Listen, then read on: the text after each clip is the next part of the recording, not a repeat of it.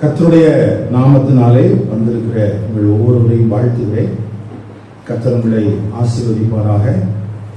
திரும்பவுமாக நாம் அப்போஸ்தலர் நடவடிக்கைகள் 2ஆம் அதிகாரம் 37ஆம் வசனத்திலிருந்து 41ஆம் வசனம் வரைக்கும் இருக்கிற வேத பகுதிக்குள்ளாக இருந்து கர்த்தருடைய வார்த்தைகளை தியானிக்க போகிறோம். கடந்த 18 வாரங்களாக பிரசங்கிக்கப்பட்ட கர்த்தருடைய வார்த்தை உங்கள் வாழ்க்கைக்கும் உங்கள் பின்வரும் சந்ததிகளுக்கும் மிகவும் அத்தியாவசியமானவைகள்.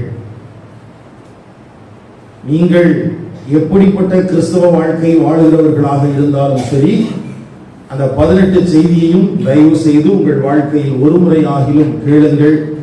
உங்கள் பிள்ளைகளை கேட்க சொல்லுங்கள். அந்த கர்த்தருடைய வார்த்தைக்கு ஏற்றார் போல வாழுகிறதற்கு உங்களையும் உங்கள் குடும்பங்களையும் ஒப்புக் கொடுங்கள். திரும்பவும் நாம் அப்போஸ்தலர் நடவடிக்கைகள் புத்தகத்திலிருந்து கர்த்தருடைய வார்த்தைகளை தியானிக்க போகிறோம். இந்த 2ஆம் அதிகாரத்தில் அப்போஸ்தலனாகிய பேதுரு பிரசங்கித்த அந்த பிரசங்கம் 3 விதமான விளக்கங்களை உள்ளடக்கியதாக இருக்கிறது. ஒன்று, அந்த பெந்தைக்கோஸ்தே என்னும் நாளிலே என்ன நடந்தது என்பதை அவன் விளக்கப்படுத்துகிறான். அது 14ஆம் வசனத்திலிருந்து 21ஆம் வசனம் வரைக்கும் இருக்கிற வேத பகுதிக்குள்ளாக எழுதப்பட்டிருக்கிறது. வாட் ஹேப்பன், என்ன நடந்தது என்று. அடுத்தது 22ஆவது வசனத்திலிருந்து 35ஆம் வசனம் வரைக்கும் இருக்கிற வேத பகுதிக்குள்ளாக அதற்கான விளக்கங்கள் அங்கே எழுதப்பட்டிருக்கிறது. முதலாவது விளக்கம் என்ன? ஆண்டவராகிய இயேசு கிறிஸ்து அவர் நாசரேத் ஊரில் பிறந்த மேசியா என்று விளக்கப்படுத்துகிறார். இரண்டாவது விளக்கம் தாவீது சொன்ன தீர்க்க தரிசனத்தின் அடிப்படையிலே விளக்கி காண்பிக்கப்படுகிறது. மூன்றாவது விளக்கம் அங்கே நின்று கொண்டிருக்கிற 120 பேரும் சாட்சிகளாக இருந்து அவர்கள் அந்த விளக்கத்தை கொடுக்கிறார்கள். நான்காவதாக இயேசு கிறிஸ்து உயிர்த்தெழுந்தார் என்பதற்கான வெளிப்படையான அடையாளமாக பரிசுத்த ஆவியானவரை அங்கே பிரசங்கிக்கிறார்கள். ஆக இந்த வேத பகுதிக்குள்ளாக 22ஆவது வசனத்திலிருந்து 35ஆம் வசனம் வரைக்கும் எப்படி இந்த காரியங்கள் நடந்தேறினது என்கிறதான விளக்கம் அங்கே எழுதப்பட்டிருக்கிறது. இன்றைக்கு நாம் தியானிக்க போகிற 36ஆவது வசனத்திலிருந்து 41ஆம் வசனம் வரைக்கும் இருக்கிற வேத பகுதிக்குள்ளாக ஏன் நடந்தது என்று கேள்வி எழுப்பி அதன் அடிப்படையிலே நாம் இந்த கர்த்தருடைய வார்த்தைகளை தியானிக்க போகிறோம். பெந்தேகோஸ்தேயின் அனுபவம் என்று சொன்ன உடனேயே அநேகருக்கு உடம்பு சிலிர்த்துக் கொள்கிறது. அது ஒரு எமோஷனலான ஒரு வார்த்தையாக தமிழ் கிறிஸ்தவர்களுக்கு மாறிவிட்டது. பெந்தேகோஸ்தேங்கிற வார்த்தை பாடல்களில் வந்தாலும் சரி, பிரசங்கத்தில் வந்தாலும் சரி, ஜெபிக்கும் போது வந்தாலும் சரி, உடனடியாக ஒரு சிலிர்ப்பு சரீரத்தில் வருகிறது. அது சரியா தவறா என்று நான் சொல்லவில்லை. ஆனால் அந்த பெந்தேகோஸ்தே நாளின் நோக்கம் என்ன?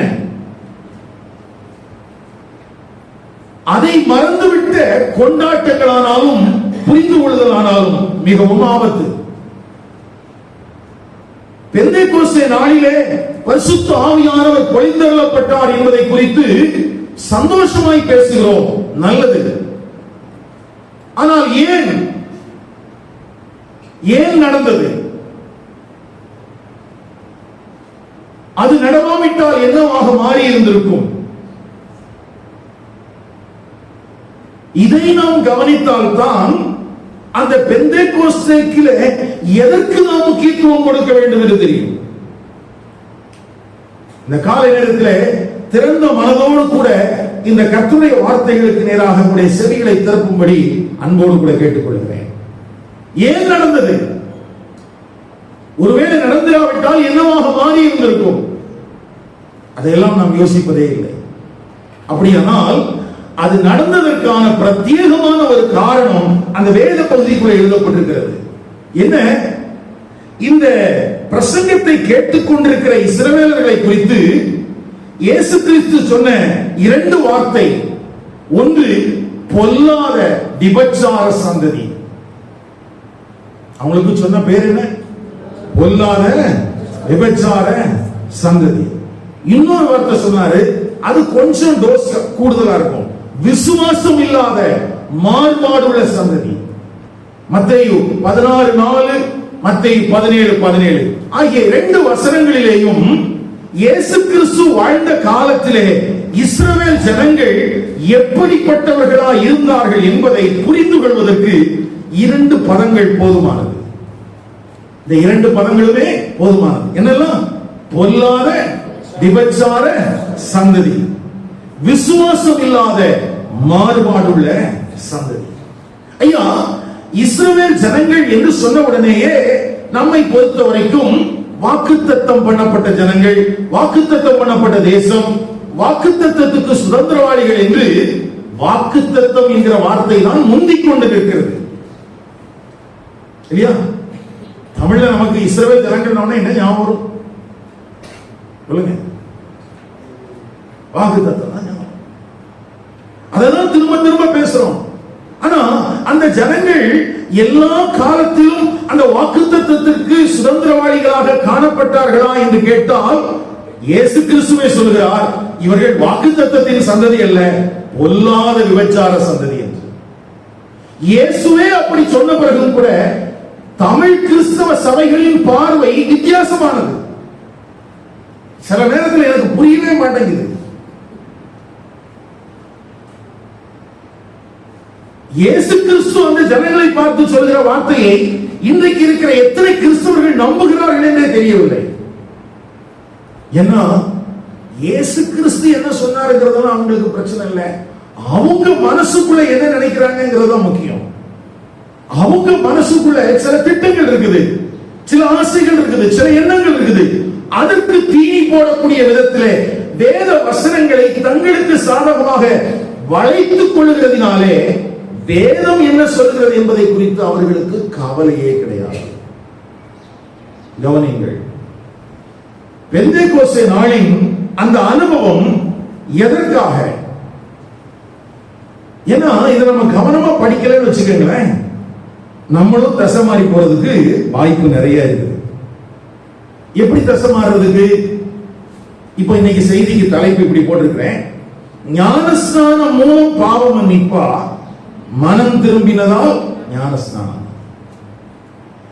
இந்த நம்ம இன்றைக்கு தியானிக்கக்கூடிய அந்த வேத பகுதிக்குள்ள 38வது வசனம் கிங் ஜேம்ஸ் வெர்ஷன்ல மட்டும் இப்படி மொழிபெயர்க்கப்பட்டிருக்குது, பாவ மன்னிப்புக்கென்று இயேசு கிறிஸ்துவின் நாமத்தினாலே ஞானஸ்நானம் பெற்றுக் கொள்ளுங்கள். என்ன இருக்குது? பாவ மன்னிப்புக்கென்று.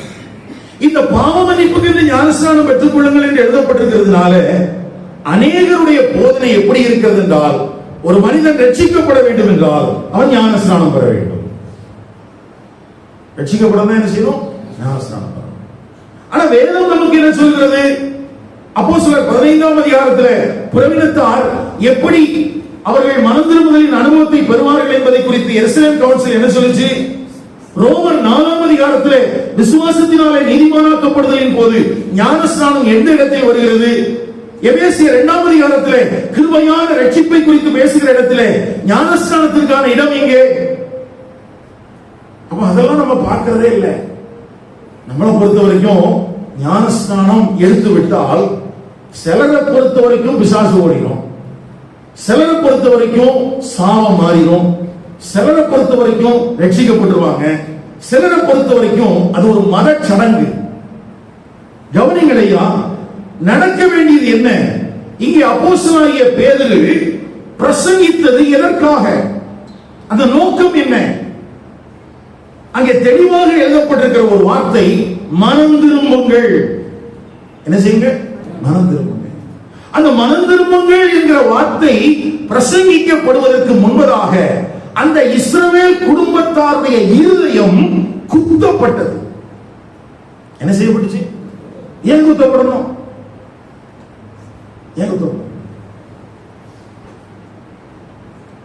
மனம் திரும்புங்கள் என்று இவன் பிரசங்கிக்க போகிறான். மனம் திரும்புங்கள் என்கிற பிரசங்கத்தை செய்வதற்கு ஏன் அவர்களுடைய இருதயம் குத்தப்பட வேண்டும்? யாரா சொல்லுவோம், காரணம் என்ன?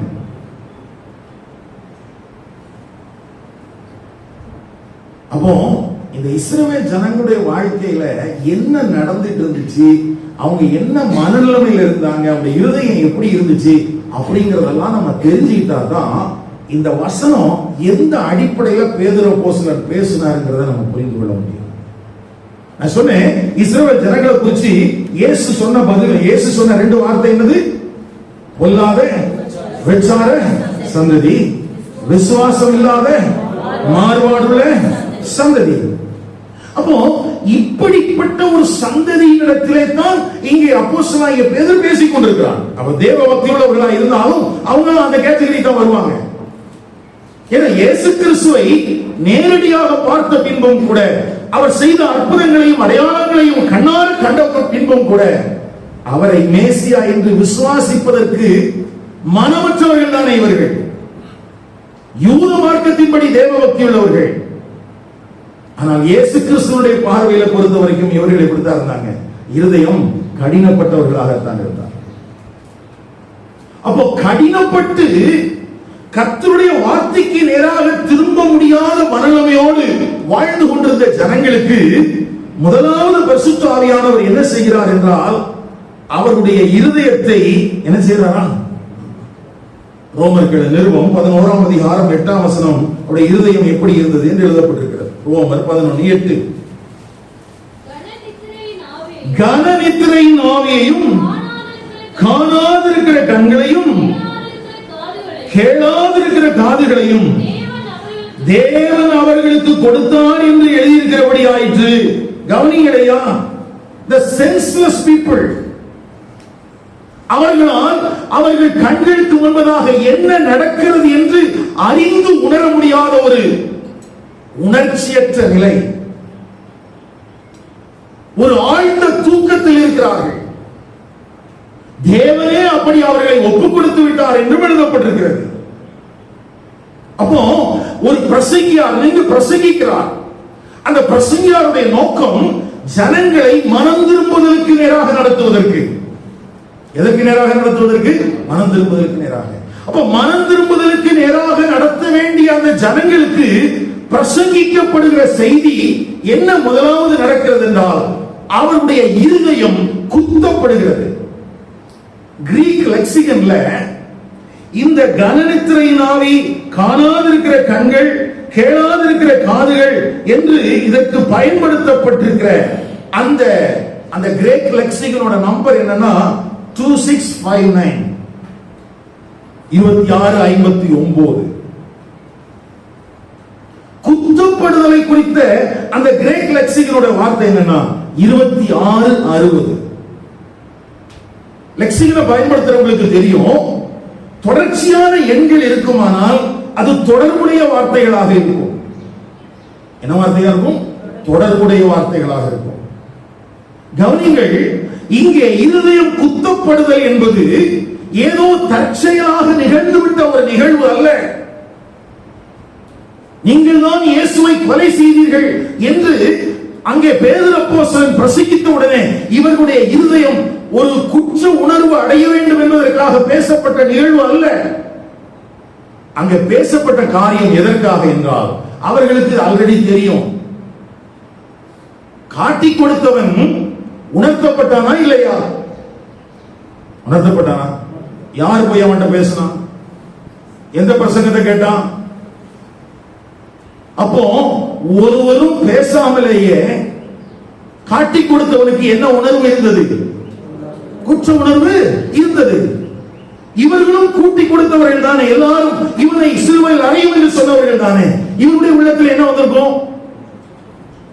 அப்ப குற்ற உணர்வு இல்லாதவர்களுக்கு மத்தியிலே இந்த வார்த்தை பிரசங்கிக்கப்படவில்லை. கவனிங்கள், குற்ற உணர்வை ஏற்படுத்த வேண்டும் என்பதற்காக பரிசுத்த ஆவியானவருடைய நிறைவினால் பேதுரு அப்போஸ்தலன் பிரசங்கிக்கவில்லை. அப்படியானால் என்னத்துக்காக பிரசங்கம் பண்ணார்? ஆல்ரெடி அவங்களுக்கு தெரியும், ஐயோ இவ்வளவு பெரிய ஒரு ஆளை நம்ம சிலுவையில் அரைஞ்சி நம்ம என்ன செஞ்சிட்டோம்? ஒன்னாச்சு. எவ்வளவோ அற்புதங்களை செஞ்சாரே, எவ்வளவு அடையாளங்களை செய்தாரே, அதெல்லாம் நம்ம விசுவாசிக்காம போயிட்டோமே அப்படிங்கிற எண்ணம் அவங்களுக்குள்ள இல்லாம இல்லை. ஆனா அதை தாண்டி அவங்களுடைய ஆவிக்குரிய நிலைமையை படம் பிடித்து காட்டுகிற ஒரு காரியம் என்னன்னா, அவங்க ஆவிக்குரிய ரீதியாக உணர்வற்றவர்களாக, காண முடியாதவர்களாக ஒரு ஆழ்ந்த நித்திரைக்குள்ளாக இருக்கிறார்கள். இப்போ அந்த நித்திரையிலிருந்து, அந்த உணர்வற்ற நிலைமையிலிருந்து அவர்களை உயிர்ப்பிப்பதற்காகவே பரிசுத்த ஆவியானவர் தம்முடைய கிரியைகளை அங்கே நடப்பிக்கிறார். அப்போ இருதயம் குத்தப்படுதல் என்பது ஏதோ பேதர் உச்சரித்த வார்த்தையினால் அல்ல, அங்கே இருதயம் மனம் திரும்புதலுக்கு நேராக நடத்தப்படுவதற்கு பரிசுத்த ஆவியானவராலே அங்கே தூண்டப்படுகிறது, நடத்தப்படுகிறது. ஒருவேளை அந்த வார்த்தையினுடைய விளக்கம் உங்களுக்கு நல்லா தெரியணும்னா, நான் சொன்ன மாதிரி அந்த கிரேக் லெக்சிகன்ல 2659 2660 அந்த ரெண்டு பதங்களையும் நீங்கள் எடுத்து ஒரு ஒப்பாய்வு செய்வீர்களானால் இந்த ரெண்டு வார்த்தைகளின் மேன்மைகளையும் நீங்கள் அறிந்து கொள்ள முடியும். சரி, கவனிங்க.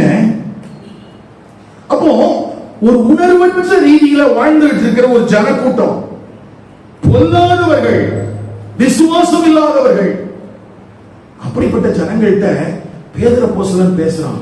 என்ன பேசுறான்னா, ஞானஸ்நானம் எடுக்கணும்னு பேசுறான். அப்படியா? என்ன பேசிருக்கோம்? நிறைய நேரத்தில் நம்ம எதுக்கு நேரம் தான் கொண்டு போறோம் ஜனங்களை? மனம் திரும்புதெல்லாம் ஞானஸ்நானம். சொல்லுங்களேன், பேதுரு எதுக்காக பிரசங்கம் பண்ணிருக்கோம்? ஏற்கனவே யோவான் ஸ்நானகன் ஞானஸ்நானத்தை குறிச்சு என்ன செஞ்சுட்டார்? நீண்ட கால பிரசங்கம் பண்ணியாச்சு. அப்படியே ஊழியமே என்னதுதான்? அவர் கொடுக்கிறது வந்தது என்னதான்? ஞானஸ்நானம் தான். ஆனாலும் அவர் என்ன பேசினாரு? மனம் திரும்புங்கள், பரலோக ராஜ்யம் சமீபித்திருக்கிறது.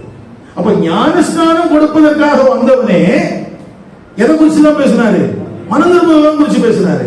இப்போ மனம் திரும்புதல் பிரசங்கிக்க வந்திருக்கிற பிரசங்கியாருடைய வார்த்தையில ஒரு வசனத்தை மட்டும் பிடிச்சிட்டு நம்ம ஆட்கள் என்ன பண்றாங்கன்னா, ஞானஸ்நானம் கொடுப்பதனால் தான் ரட்சிப்பு என்பது போல நினைக்கிறார்கள். இல்லவே இல்லை. ஞானஸ்நானம் கொடுத்தா பிசாசு போயிடும்னு யாராவது சொல்லி அதனால நீங்க ஞானஸ்நானம் எடுத்திருந்தா, ஞானஸ்நானம் எடுத்தா உங்க வாழ்க்கையில இருக்கிற பிரச்சனை சரியாயிரும் சொல்லி நீங்க ஞானஸ்நானம் எடுத்திருந்தா, நீங்க மனம் திரும்பாமலேயே ஞானஸ்நானம் எடுத்திருக்கிறீர்கள் என்று அர்த்தம். எப்படி ஞானஸ்நானம் எடுத்துக்கிறீங்க? மனம் திரும்பாமலேயே ஞானஸ்நானம் எடுத்து. அப்ப ஏதோ ஒரு மத சடங்கின்படி நம்ம ஞானஸ்நானம் எடுத்தோமே தவிர இந்த ஞானஸ்நானம் என்ன என்றாலும் நமக்கு சரியான விதத்தில் தெரிவதில்லை. இன்னைக்கு அது எல்லாமே நம்ம வேகமா பார்க்க போறோம் நமக்கு இருக்கிற நேரத்துக்குள்ள. கவனிங்க, முதலாவது பரிசுத்த ஆவியானவர் கன்னிக் பண்றார். இந்த கன்னிக் பண்றது ரொம்ப முக்கியமானது. இது பரிசுத்த ஆவியானவரால் மாத்திரமே நடைபெறுகிற நிகழ்வு. அப்போஸ்தலர் 5ஆம் அதிகாரம் 33ஆம் வசனம். அதை அவர்கள் கேட்ட பொழுது மூர்க்கமடைந்து அவர்களை கொலை செய்யும்படிக்கு யோசனை பண்ணினார்கள். நல்லா கவனிங்க, இங்கேயும் பேசப்படுகிற செய்தி என்ன விளைவை ஏற்படுத்துகிறது? இவங்க என்ன செஞ்சாங்க? மூர்க்கமடைந்து கொலை செய்யும்படி யோசனை பண்ணினார்கள். அடுத்த இன்னொரு வசனம் 7:54. இவைகளை அவர்கள் கேட்ட பொழுது மூர்க்கமடைந்து அவனை பார்த்து பல்லை கடித்தார்கள். அப்போ பாவத்தை கடிந்து உணர்த்துகிற தருணங்கள் எல்லாமே மனம் திரும்புதலுக்கு போகவில்லை. எல்லாம் என்ன செய்யல? மனம் திரும்புதலுக்கு போல. அதனால தான் நம்ம யூதாசை குறிச்சு சொல்றோம். அவனுக்குள்ளேயும் தப்புன்னு தெரிஞ்சது, ஆனா அவனை எங்க கொண்டு போகல? மனம் திரும்புதலுக்கு கொண்டு போகல. அப்போ இருதயத்தில் குத்தப்பட்டார்கள். கேட்ட செய்தியை பரிசுத்த ஆவியானவர் அவர்களுக்குள்ளே மனம் திரும்புதலை கொண்டு வர வேண்டும் என்பதற்காக, அவர்கள் ரட்சிக்கப்பட வேண்டும் என்பதற்காக, அவர்கள் பாவத்திலிருந்து தேவன் பட்சமாய் திரும்ப வேண்டும் என்பதற்காக ஆண்டவர் பயன்படுத்தி கொண்டிருக்கிறார். ஆனால் ஜனங்கள் வித்தியாசமான ரியாக்ஷனை காட்டிக்கிட்டே இருக்கிறான். சிலருக்கு கோபம் வருது, சிலருக்கு கல்லறிக்கு ஆயத்தமாறாங்க. ஆனா இப்ப 2ஆம் அதிகாரத்துல பாருங்க, அவங்க என்ன சொல்றாங்க? 37ஆம் வசனம். இதை அவர்கள் கேட்ட பொழுது இருதயத்திலே குத்தப்பட்டவர்களாகி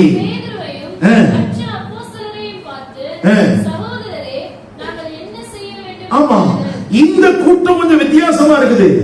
இவர்களுக்கு கோபம் வரல, இவர்களுக்கு மூர்த்தம் வரல, இவங்க கல்லறியணும்னு நினைக்கல. மாறாக இவங்க உடனே கேட்கிறாங்க, நாங்க என்ன செய்யட்டும் ஐயா? நாங்க என்ன செய்யணும்? அப்போ பரிசுத்த ஆவியானவர் கடினப்பட்டு கிடக்கிற ஒரு மனிதனுடைய இருதயத்தை மனம் திரும்புவதற்கு நேராக திருப்புவதற்காக தன்னுடைய வேலைகளை செய்யும் போது அதற்கு மனிதர்கள் எவ்வாறு இசைவு தெரிவிக்கிறார்கள் என்பதும் இந்த இடத்துல நாம் கவனிக்க வேண்டியதா இருக்கிறது. ஒரு கூட்டம் கோபப்படுது, ஒரு கூட்டம் சாந்தமா இருக்குது. ஆமாயா, நாங்க தப்பு பண்ணிட்டோம், என்ன செய்யணும்? ஒருவேளை இந்த வார்த்தைகளை கேட்கிற உங்களுடைய வாழ்க்கையிலையும் கூட மனம் திரும்புவதற்கு நேராக பரிசுத்த ஆவியானவர் உங்களை நடத்துவதற்காக உங்கள் இருதயத்தை குத்தலாம். அதிலே நீங்கள் மனம் திரும்புவதற்கு இசைவு தெரிவிக்கிறீர்களா அல்லது கோபம் அடைகிறீர்களா, மூக்கம் அடைகிறீர்களா? என்ன அடைகிறீங்கிறது உங்க கையில தான் இருக்குது. ஆனா உங்களுடைய இருதயம் குத்தப்படுவதற்கு காரணம் என்ன?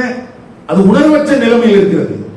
உணர்வற்ற இருதயம் உணர்வடைந்து தேவன் பட்சமாய் திரும்புவதற்காக உங்களுக்கான வாய்ப்பு பரிசுத்த ஆவியானுடைய வல்லமையினால் கொடுக்கப்படுகிறது. அதை பெற்றுக்கொள்கிற மனிதன் தேவன் பட்சமாய் திரும்ப வேண்டும் என்கிற இசைவு அவனுக்குள்ள இருக்குமானால் அவன் எங்க திரும்பிடுவான்? தேவன் பட்சமா. இல்லன்னா பிரசங்கியார் மேல அந்த ஆள் என்னையே குறி வச்சு பேசுறாங்க அப்படின்னு சொல்லிட்டு கல்லெடுத்து எரியலனாலும் மனசுக்குள்ள அந்த மூர்க்கம் எழுப்பிக்கிட்டே இருக்கும். கவனிங்கள், இந்த இடத்திலே கூட்டி சேர்க்கப்பட்டிருக்கிறதுடைய முகாந்திரம் நீங்களும் நானும் காயப்படுத்தப்பட வேண்டும் என்பதற்காக அல்ல, நாம் மனம் திரும்ப வேண்டும் என்பதற்காக, நாம் தேவபட்சமாய் திரும்ப வேண்டும் என்பதற்காக. அப்போ அந்த கண்ணோட்டத்தின் அடிப்படையிலே நாம் இந்த வேத வசனங்களை பார்த்தால் தான் நமக்குள்ள மனம் திரும்புதல் என்னவாகும்? சாத்தியமாகும். சரி, அப்போ ஞானஸ்நானம் எடுத்தால் தான் ரட்சிக்கப்படுவார்கள் என்பதற்காக பேதுரு அப்போஸ்தலன் பிரசங்கிக்கவில்லை. மாறாக எதற்காக அவர் பிரசங்கம் பண்ணிட்டு இருக்கிறாரு? மனம் திரும்புதலுக்கு நேராக நடத்துறது. இந்த பிரசங்கத்தினுடைய மைய பொருள் என்ன? மனம் திரும்புதல். அப்ப மனம் திரும்புதலுக்கு என்ன நடக்கணும்? முதல்ல ஆண்டவராகிய இயேசு கிறிஸ்துவை இவர்கள் மேசியா என்று விசுவாசிக்க வேண்டும். விசுவாசமும் மனம் திரும்புதலுமே ஒரு மனிதனை ரட்சிப்புக்கு நேராக நடத்துகிறது. அப்போ இந்த பேதுருவுடைய இந்த பிரசங்கத்தினுடைய சாராம்சத்தை அப்படியே கவனிச்சு பார்த்துக்கிட்டே வந்தா அவன் சொல்றான், எப்பா நீ எல்லாம் ரட்சிக்கப்படணும், நீ எல்லாம் என்ன செய்யணும்? ரட்சிக்கப்படணும். என்னுடைய கேள்வி என்னன்னா, இஸ்ரவேலர்கள் தானே,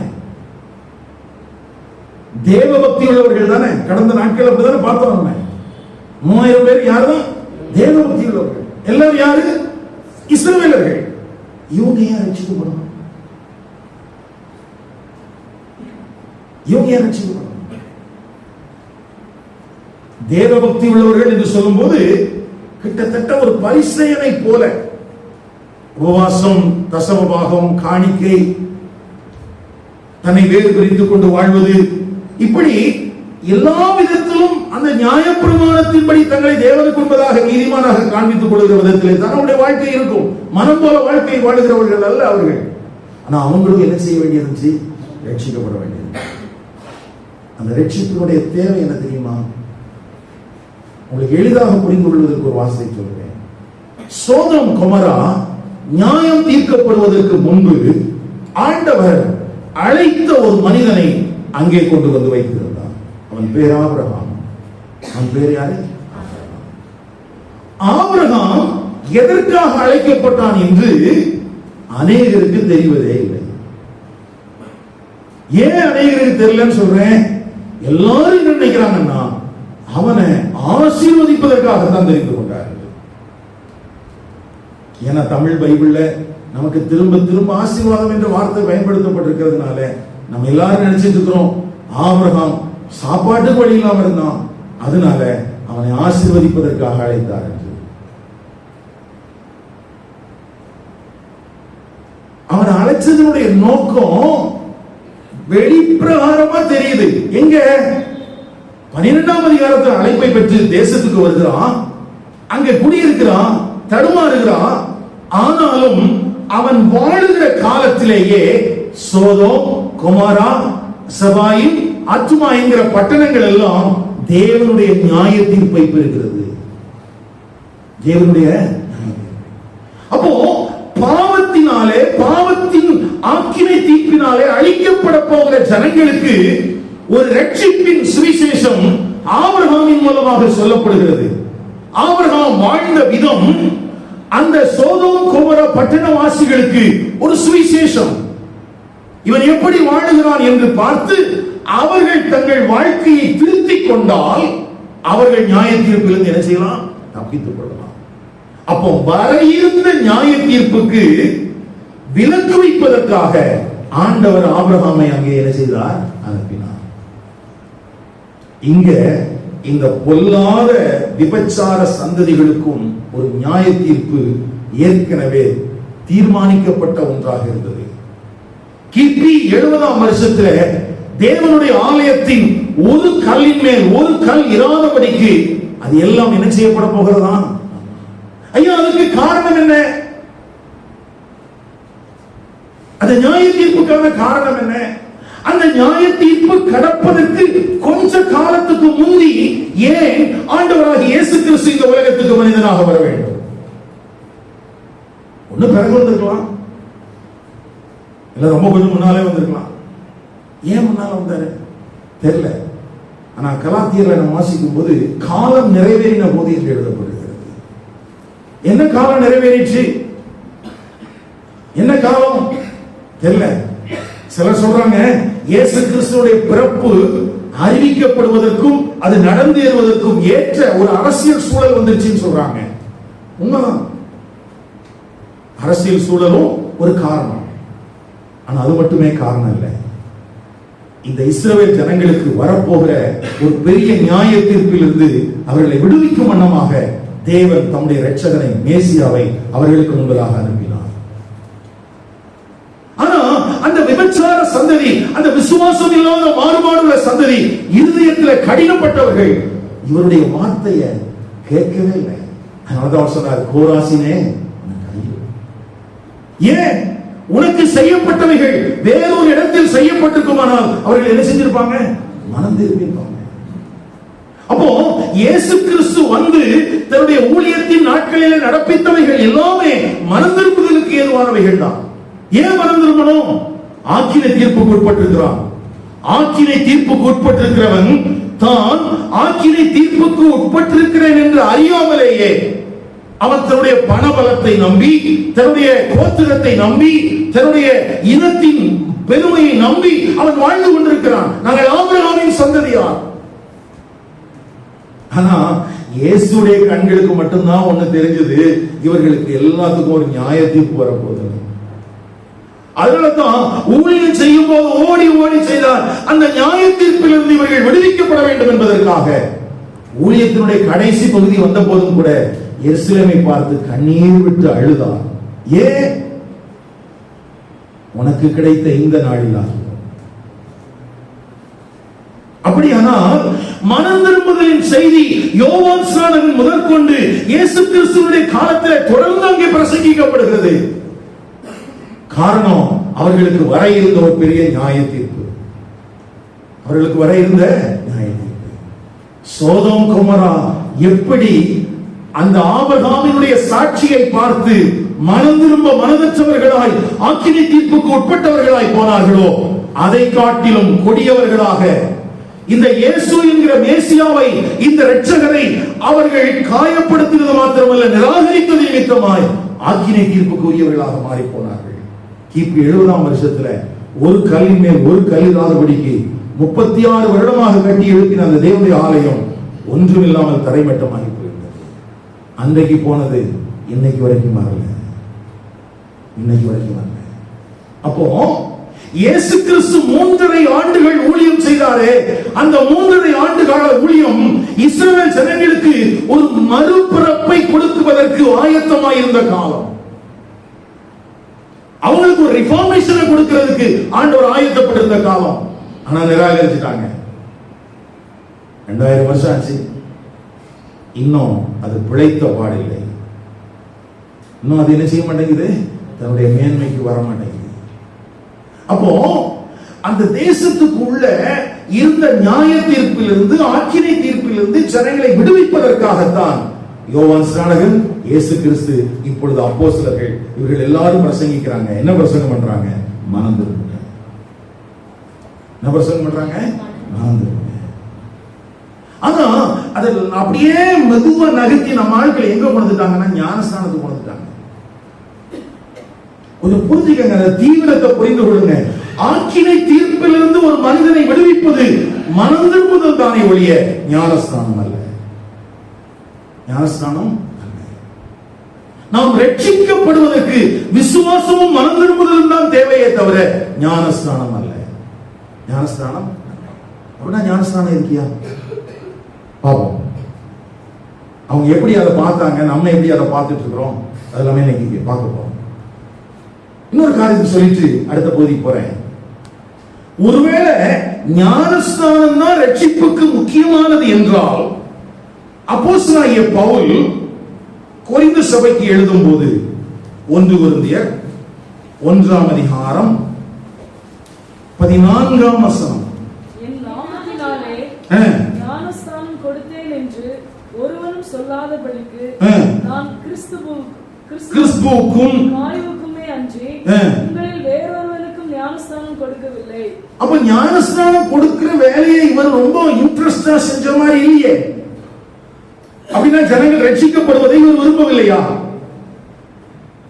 ஞானஸ்தானம் தான் ஒரு மனிதனுடைய ரட்சிப்புக்கு அவசியம் என்று பவுல் அறிந்திருந்தால், பேதுரு அப்படி பிரசங்கித்திருந்தால், பேதுரு என்ன பேசப்பா, பவுல் அப்போஸ்தலன் என்ன பண்ணிருக்கணும்? சுவிசேஷம் சொன்ன எல்லாருக்கும் ஞானஸ்தானம் கொடுத்திருப்பார். ஆனா அவர் என்ன சொல்றாரு? நான் கொடுக்கல. அப்ப இவர் என்ன ஊழியம் செஞ்சாரு? ஏன்னா சிலர்லாம் கணக்கு எழுதி வச்சிருக்காங்க, நான் இத்தனை பேருக்கு ஞானஸ்தானம் கொடுத்தேன்.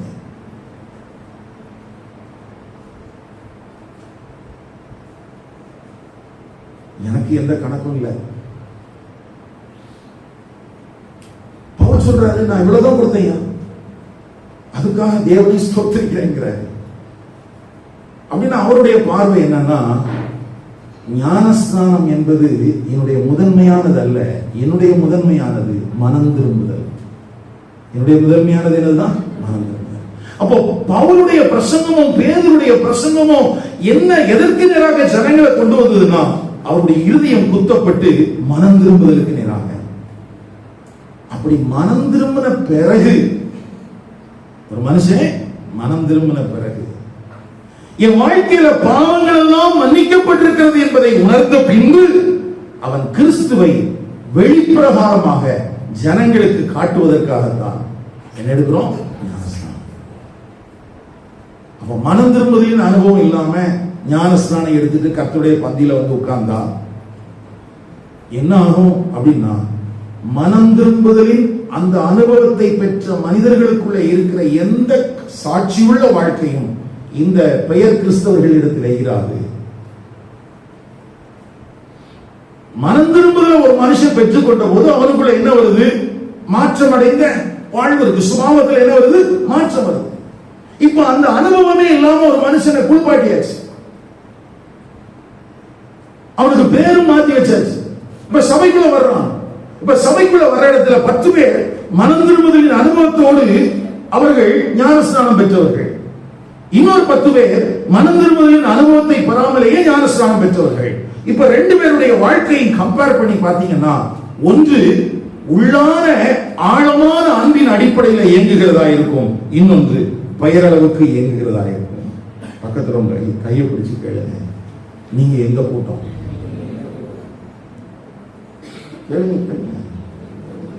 வலது பக்கம் இடது பக்கம் திரும்பி அப்படியே கேட்டீங்கன்னா கொஞ்சம் உங்களுக்கு தூக்கம் மயக்கம் போகும் இல்லையா? கேளுங்க, நீங்க எந்த கூட்டம்? எந்த கூட்டம்னா என்ன கூட்டம்? என்ன கூட்டம்? ஏன்னா ஈரோட்ல கூட்டம்னு சொன்னாலே அதுக்கு வேற அர்த்தம் தான் இருக்குது. நீங்க அந்த கூட்டத்துக்கு போயிடாதீங்க. நீங்க மனம் திரும்பி ஞானஸ்தானம் எடுத்தீங்களா? ஞானஸ்தானம் எடுத்துட்டு மனம் திரும்பிக்கலாம்னு உட்கார்ந்துருக்கீங்களா? எனக்கு என்னவோ 2வது பக்கம் தான் அதிகமா இருக்கு போட்டிருக்கு.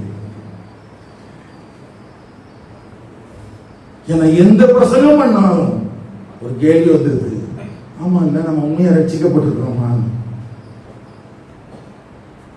பாருங்க என் நிலைமையை பாருங்களேன். என்னன்னா நமக்கு எது ரொம்ப ஈஸியா இருக்குதோ அதை நம்ம ஈஸியா செஞ்சிடறோம். ஆணிக்க கொடு அப்படின்னு சொன்னா பண்ணிக்கலாம், அதுல ஒன்றும் பிரச்சனையே கிடையாது.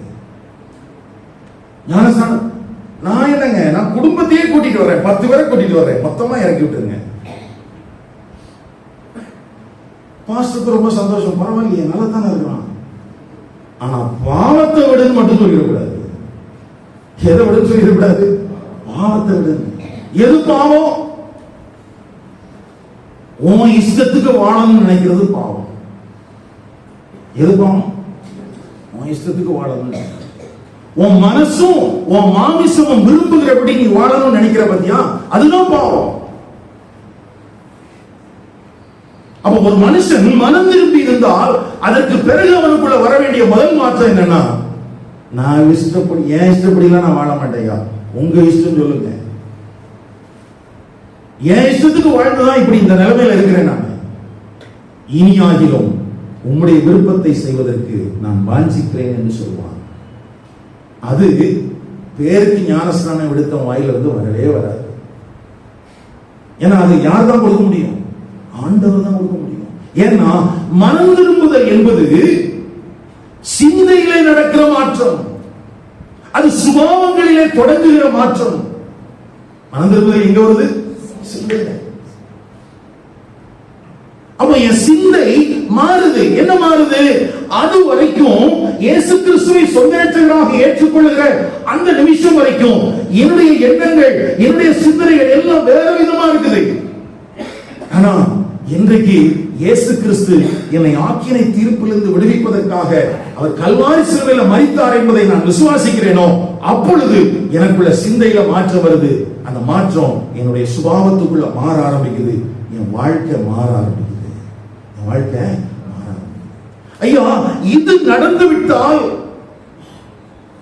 இந்த முதல் போர்ஷன் சரியா நடந்துருச்சுன்னா அடுத்த நிகழ்வுகள் சரியான விதத்தில் இருக்கும். முதல் நிகழ்வு நடக்கலன்னா அதுக்கு பிறகு நம்ம எவ்வளவு கட்டடத்தை கட்டினாலும் அதனால பிரயோஜனம் ஒண்ணுமே இருக்காது.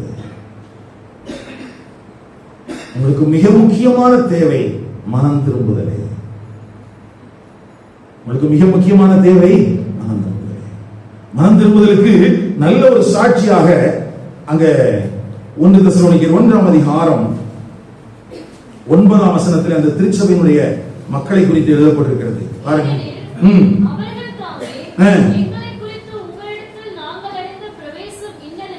இன்னது என்பதையும் நல்ல கவனிங்க.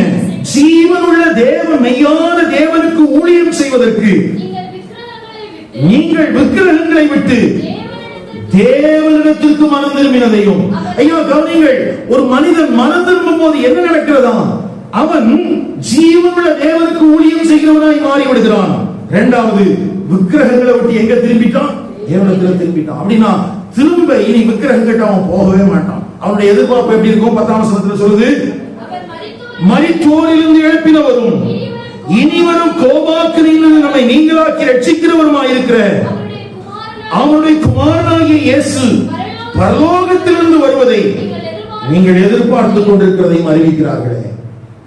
அப்ப அவனுடைய சிந்தை மாறிச்சு. அது வரைக்கும் எப்படி இருந்தான்? இந்த உலகத்துக்காகவே வாழணும், எனக்கு பிடிச்ச மாதிரிலாம் வாழணும், மற்றவங்க சொல்ற மாதிரிலாம் வாழணும், அப்படிலாம் இருந்துச்சு.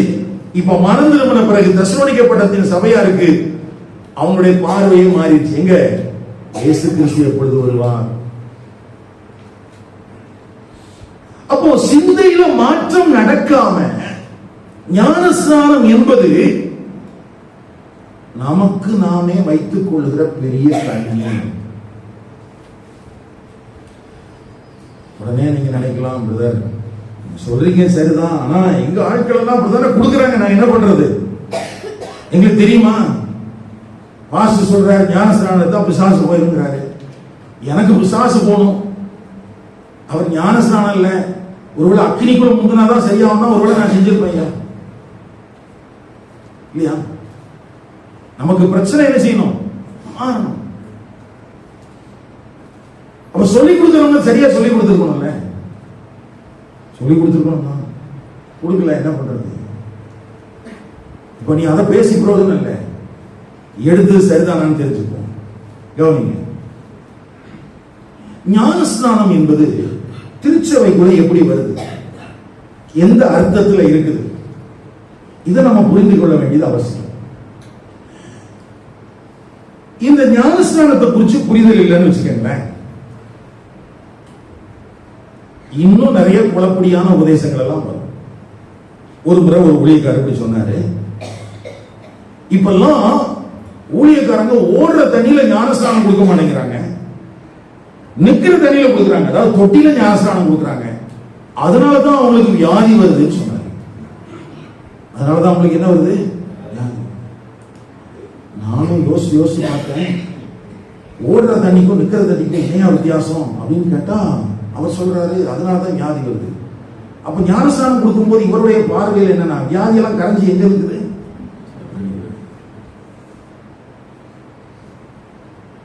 அது யார்கிட்ட ஒட்டிக்குது? பாவம் பாஸ்டர் பாருங்க, ஞானஸ்நானத்தை கொடுத்துட்டு வியாதி வாங்கிக்கிறாரு. ஒரு மியூச்சுவல் எக்ஸ்சேஞ்ச் மாதிரி. அதனால எங்கதான் கொடுக்கணும்? ஓடுற தண்ணி. ஓடுற தண்ணியில தான் கொடுத்தா சரியாயிருமானா, அங்க போயிட்டு வந்த ஆட்களும் அப்படிதான் இருக்கிறாங்க. ஒரு வித்தியாசம் இருக்கணும் இல்லையா? ஓடுற தண்ணியில கொடுத்த ஆட்களுக்கு வியாதி வராம இருந்துச்சுன்னா நம்ம சொல்லலாம், என்ன சொல்லலாம்? ஆமா, ஓடுற தண்ணியில எடுத்தா என்ன வராது அப்படின்னு சொல்றது முடியல.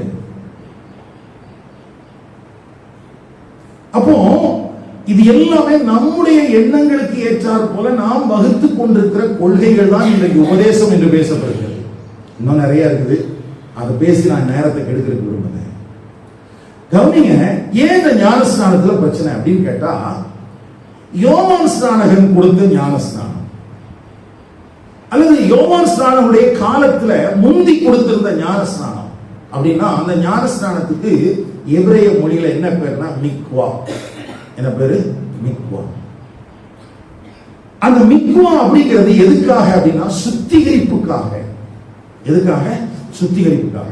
இஸ்ரவேல் ஜனங்கள் தங்களை சுத்திகரித்துக் கொள்வதற்காக ஒரு சிறப்பான நீர் நிலையை ஒண்ணு ஏற்படுத்தி இருப்பாங்க. அதுக்கு சில ரூல்ஸ் எல்லாம் அவங்க வச்சிருக்காங்க. இது மோசேயின் காலத்துல கிடையாது. இரண்டாவது தேவனுடைய ஆலயம் செருபாபேல் மூலமாக கட்டப்பட்ட தேவனுடைய ஆலயத்தின் காலத்துல தான் இந்த மிக்வாங்கிற தொட்டி, இந்த நீர்நிலை என்ன செய்யப்பட்டது? ஏற்படுத்தப்பட்டது. ஒண்ணு யோர்தான்ல பண்ணுவாங்க, இல்லைன்னா அந்த தொட்டியில பண்ணுவாங்க. அந்த மிக்வாவுடைய பிரதானமான நோக்கம் என்னன்னா பியூரிபிகேஷன். அப்போ ஒரு மனுஷன் ஒரு பைபிள் படிக்கிறான், படிச்சுட்டு இருக்கும்போது அவனுக்குள்ள ஐயோ நான் அசுத்தமா இருக்கிறேன் அப்படின்னு உணர்ந்தான்னா உடனே என்ன பண்ணுவான்னா, அந்த மிக்வாங்கிற அந்த தொட்டியில போய் தானே என்ன செய்வான்? சுத்திகரித்து கொள்வான். திருமணத்துக்கு ஆயத்தமாகிற ஆண்கள் பெண்கள் தங்களை திருமணத்துக்கு அந்த உடன்படிக்கைக்கு ஆயத்தமாவதற்காக தங்களை சுத்திகரித்துக் கொள்வார்கள். உதிரப்போக்கினாலே பாதிக்கப்பட்ட பெண்கள் தங்கள் உதிரப்போக்கு நின்ற உடனே அதிலிருந்து தங்களை சுத்திகரிப்பதற்காக பெண்கள் தனியா என்ன செய்வாங்க? இந்த மிக்வால சுத்திகரித்துக் கொள்வாங்க. யோம் கிப்பூர் என்று சொல்லப்படுகிற பாவ நிவர்த்தி மகாநாள் ஒரு பண்டிகை இருக்குது இல்லையா? அந்த பாவ நிவர்த்தி மகாநாள் பண்டிகையின் போது தங்களுடைய ஆத்துமாக்களை தேவனுக்கு முன்பதாக தங்களை தாழ்த்தி இந்த மிக்வால போய் தங்களை சுத்திகரித்துக் கொள்வாங்க. இந்த சுத்திகரிப்பு என்பது ஞானஸ்நானத்தை போல ஒரு முறை மாத்திரமே ஒரு மனுஷனுக்கு நடக்கிற நிகழ்வு அல்ல. இது பியூரிபிகேஷன். அவன் திரும்ப திரும்ப பல முறை எடுத்துக்குவான். திருமணத்துக்கு எடுத்துவான். திருமணத்துக்கு பிறகு அந்த பெண் அவன் உதிரப்போக்கு நின்ற உடனே திரும்ப போய் தன்னை சுத்திகரித்துக் கொள்வான். எப்பொழுதெல்லாம் தேவனுக்கு முன்பதாக தன்னை நிறுத்தி பார்த்து தன் வாழ்க்கையில பிரச்சனை இருக்குதுன்னு தெரியுதோ அப்பெல்லாம் என்னை சுத்திகரி ஆண்டவரே சொல்லி சுத்திகரித்துக் கொள்வான். அப்போ அந்த மிக்வாங்கிற ஞானஸ்நானம் ஏற்கனவே யோவான் ஸ்நானனுடைய காலத்துல இருந்த ஒன்று. அது எதுக்காக? சுத்திகரிப்புக்காக. ஆனா இப்ப யோவான் ஸ்நானகன் கூப்பிடுறது எதுக்காக? மனம் திரும்புதலுக்கு. அப்ப மனம் திரும்புதலுக்காக ஞானஸ்நானம் அப்படிங்கும் போது அந்த இடத்துல சுத்திகரிப்பும் இருந்துச்சு. இந்த இடத்துல என்ன இருந்துச்சு? சுத்திகரிப்பு இருந்துச்சு. எப்போ இந்த ஞானஸ்நானம் இயேசுவை மையமாக கொண்டதாக மாறுகிறது என்றால், எப்பொழுது இயேசு கிறிஸ்து ஞானஸ்நானம் எடுப்பதற்கு தண்ணிக்குள்ள இறங்கினாரோ அப்பதான் இது யாரை மையமாக கொண்டதாக மாறுகிறது? கிறிஸ்துவை மையமாக கொண்டது. அப்ப அது வரைக்கும் ஞானஸ்நானம் அப்படிங்கும் போது என்னதான் மனம் திரும்புவதற்கான ஞானஸ்நானம் சொன்னாலும் அவங்க பியூரிபிகேஷனுக்காக அதை பயன்படுத்தினாங்க. அவர்கள் தங்களை சுத்தப்படுத்திக் கொண்டார்கள். தங்களை என்ன செஞ்சாங்க? சுத்தப்படுத்திட்டாங்க. இப்ப இயேசு கிறிஸ்து ஞானஸ்நானம் எடுக்கும் போது தன்னை சுத்திகரிப்பதற்காக ஞானஸ்நானம் எடுக்கவில்லை. அவர் பாவிகளோடு தன்னை அடையாளப்படுத்துவதற்காக ஞானஸ்நானம் எடுத்தார். இந்த வார்த்தை ரொம்ப முக்கியம். சபையில சில நேரத்தில் இயேசு ஞானஸ்நானத்தை நீ எடுக்க மாட்டியான்னு கேட்டுருவாங்க. இயேசு எடுத்தது பாவிகளோடு தன்னை அடையாளப்படுத்துவதற்காக. சொல்லுங்க, இயேசு எதுக்கு எடுத்தார்? பாவிகளோடு, நம்மோடு தன்னை அடையாளப்படுத்துவதற்காக. அவரும் இந்த உலகத்தில் மனிதனாக வந்து நம்முடைய பாவங்களுக்காக மரிக்க வேண்டியவர் அல்லவா? ஆகவே அந்த தண்ணிக்குள்ள இருக்கும் போது இப்பொழுது தேவ நீதி என்னில நிறைவேறட்டும் சொன்னதுக்கு காரணம் என்னன்னா, நானும் இப்ப யாரா இருக்கிறேன்னா மனுஷனா இருக்கிறேன் அப்படின்னு தன்னை என்ன செஞ்சாரு? ஏன் கூட தன்னை அடையாளப்படுத்திக் கொண்டார். இப்ப மனம் திரும்பின மனிதர்கள் இயேசு கிறிஸ்துவினுடைய பாவ நிவாரண பலியினாலே, அவருடைய இரத்தத்தினாலே, அவருடைய சிலுவை மரணத்தினாலே மீட்கப்பட்டவர்கள் ஞானஸ்நானம் பெற்றார்கள். அவர்கள் எப்படி ஞானஸ்நானம் பெற்றார்கள்னா, இயேசு கிறிஸ்துவோடு கூட தங்களை அடையாளப்படுத்திக் கொண்டார்கள். எதுக்காக? மிக்குவா என்பது பியூரிபிகேஷன், பேப்டிசம் என்பது ஐடென்டிபிகேஷன், அடையாளப்படுத்துவது. இயேசு கிறிஸ்து பாவிகளோடு தன்னை அடையாளப்படுத்திக் கொண்டார். நீங்களும் நானும் அந்த பரிசுத்த தெய்வத்தோடு அடையாளப்படுத்திக் கொள்வோம். ஏன் நம்ம திரும்ப திரும்ப ஞானஸ்நானம் எடுக்க வேண்டாம்னா, நம்ம பியூரிபிகேஷன் பண்ணல, நம்ம என்ன பண்ணிருக்கிறோம்? ஐடென்டிஃபை பண்ணிருக்கிறோம். கிறிஸ்து என்னுடைய பாவங்களுக்காக மரித்தார், அவரோடு கூட நான் சிலுவையில் அறையப்பட்டு மரித்திருக்கிறேன், நான் அடக்கம் பண்ணப்பட்டிருக்கிறேன், நான் உயிர்த்தெழுந்திருக்கிறேன் என்பதற்கு சாட்சியாகத்தான் நம்ம என்ன செய்யறோம்? இதுல இன்னொரு காரியத்தை சொல்லணும். ஏன்னா ஊழியத்துக்கு ஒப்பு கொடுத்தவங்களா இருக்கிறீங்க. இப்பெல்லாம் என்ன பண்றாங்கன்னா, ஞானஸ்நான தொட்டியில நிக்க வச்சு இப்படி முக்கிடுறாங்க. எப்படி? தலையில கை வச்சு. சில நேரத்துல சில அவசரப்படுற பிள்ளைங்க என்ன பண்றாங்கன்னா, அவங்களே முங்கிக்கிறாங்க. இதுக்கு எதுக்கியா நீர் முக்கிட்டு இருக்கிற, நானே என்ன செஞ்சிடறேன்? முங்கிடுறேன்.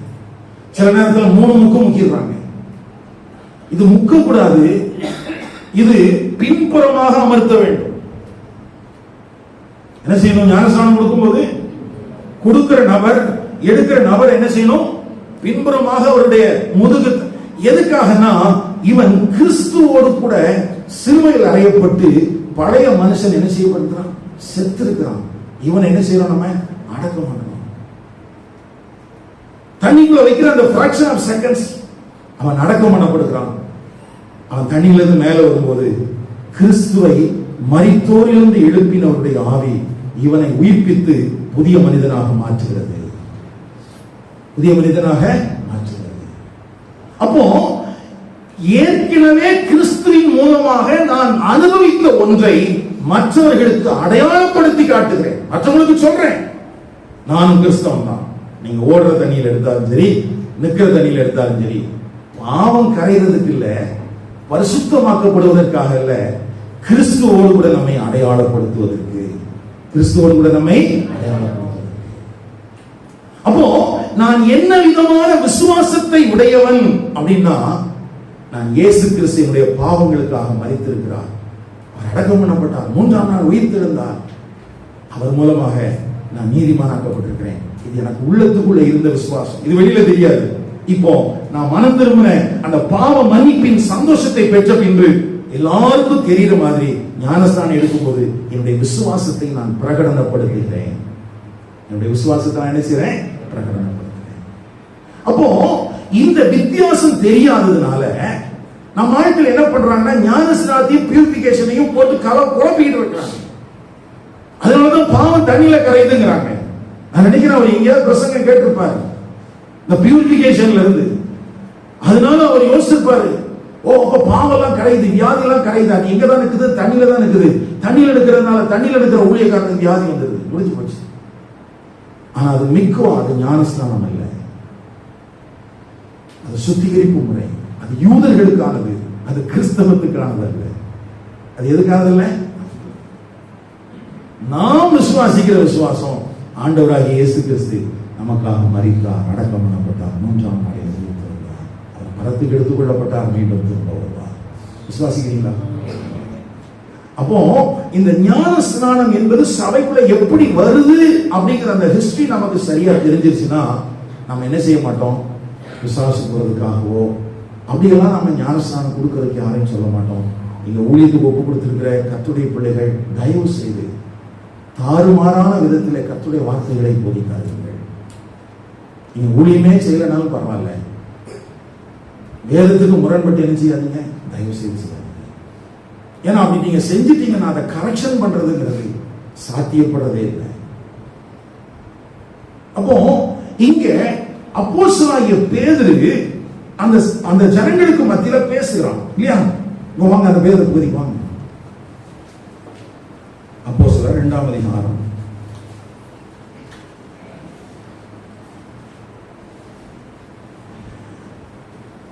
அவங்க இருதயத்துல குத்தப்படுறாங்க. காரணம், இருதயம் எப்படி இருக்குது, கடினப்பட்டு போயிருக்குது. அவங்க விபச்சார சந்ததின்னு சொல்லியிருக்கிறார் இயேசு கிறிஸ்து. அடுத்தது ஒரு நியாயத்திற்குரியவர்களா இருக்கிறாங்க. அதனால இவருடைய வாழ்க்கையில முதலாவது தேவை என்னன்னா, அந்த ஆக்கினை தீர்ப்பிலிருந்து இவர்கள் என்ன செய்யப்பட வேண்டும், அதுக்கு என்ன செய்யணும், மனம் திரும்பணும். அதுக்கு இயேசு கிறிஸ்துவ சொந்த ரட்சகராக என்ன செய்யணும், ஏற்றுக்கொள்ளணும். அப்போ அந்த 38வது வசனம் ஞானஸ்நானத்தை குறித்து போதிக்கவே இல்லை. ஞானஸ்நானத்தை குறித்து போதிக்கலை. ஆக்சுவலா அந்த வசனம் எப்படி வரணும்னு நான் சொல்றேன். அதுக்கு முன்னால வேற ஒரு வேத பகுதியை வாசிக்கலாம். அப்போஸ்தலர் 3ஆம் அதிகாரம்.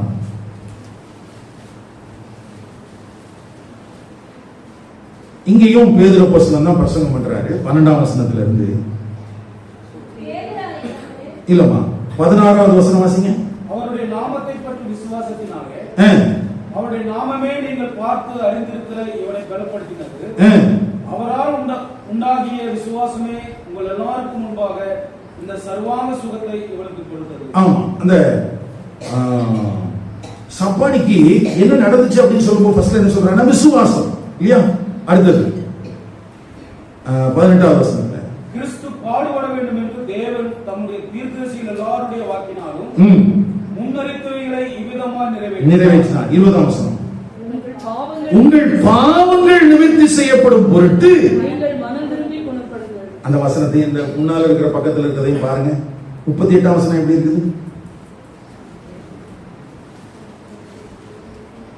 நீங்கள் மனம் திரும்பி ஒவ்வொருவரும் பாவ மன்னிப்புக்கு என்று இயேசு கிறிஸ்துவின் நாமத்தினாலே ஞானஸ்நானம் பெற்றுக்கொள்ளுங்கள். இங்க 3ஆம் அதிகாரத்தில் எப்படி இருக்குது? உங்கள் பாவங்கள் நிவர்த்தி செய்யப்படும் பொருட்டு. வித்தியாசம் இருக்குதா? அதுக்கும் இதுக்கும் என்ன இருக்குது? வித்தியாசம். சரி, என்ன செய்யலாம்னு பார்ப்போம். அடுத்து 5ஆம் அதிகாரத்துக்கு வாங்க.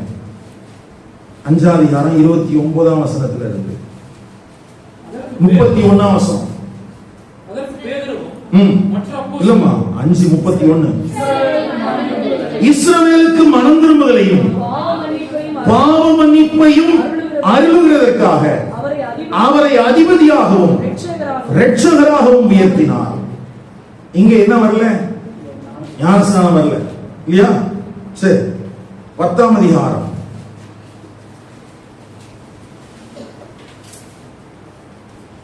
அங்கே கொர்நேலியுடைய வீட்டுல பிரசங்கம் பண்றாரு.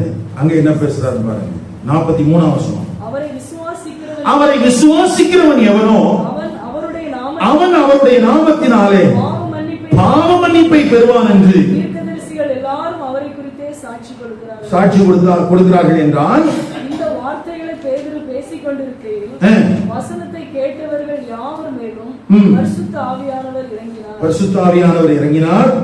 அவர்கள் பல பாஷைகளை பேசுகிறதையும் தேவனை புகழுகிறதையும் பேதுருவோட கூட வந்திருந்த விருத்த சேதனமுள்ள விசுவாசிகள் கேட்கும் போது பரிசுத்த ஆவியின் வரம் புறஜாதிகள் மேலும் ஒளிந்தருளப்பட்டதை குறித்து பிரமித்தார்கள்.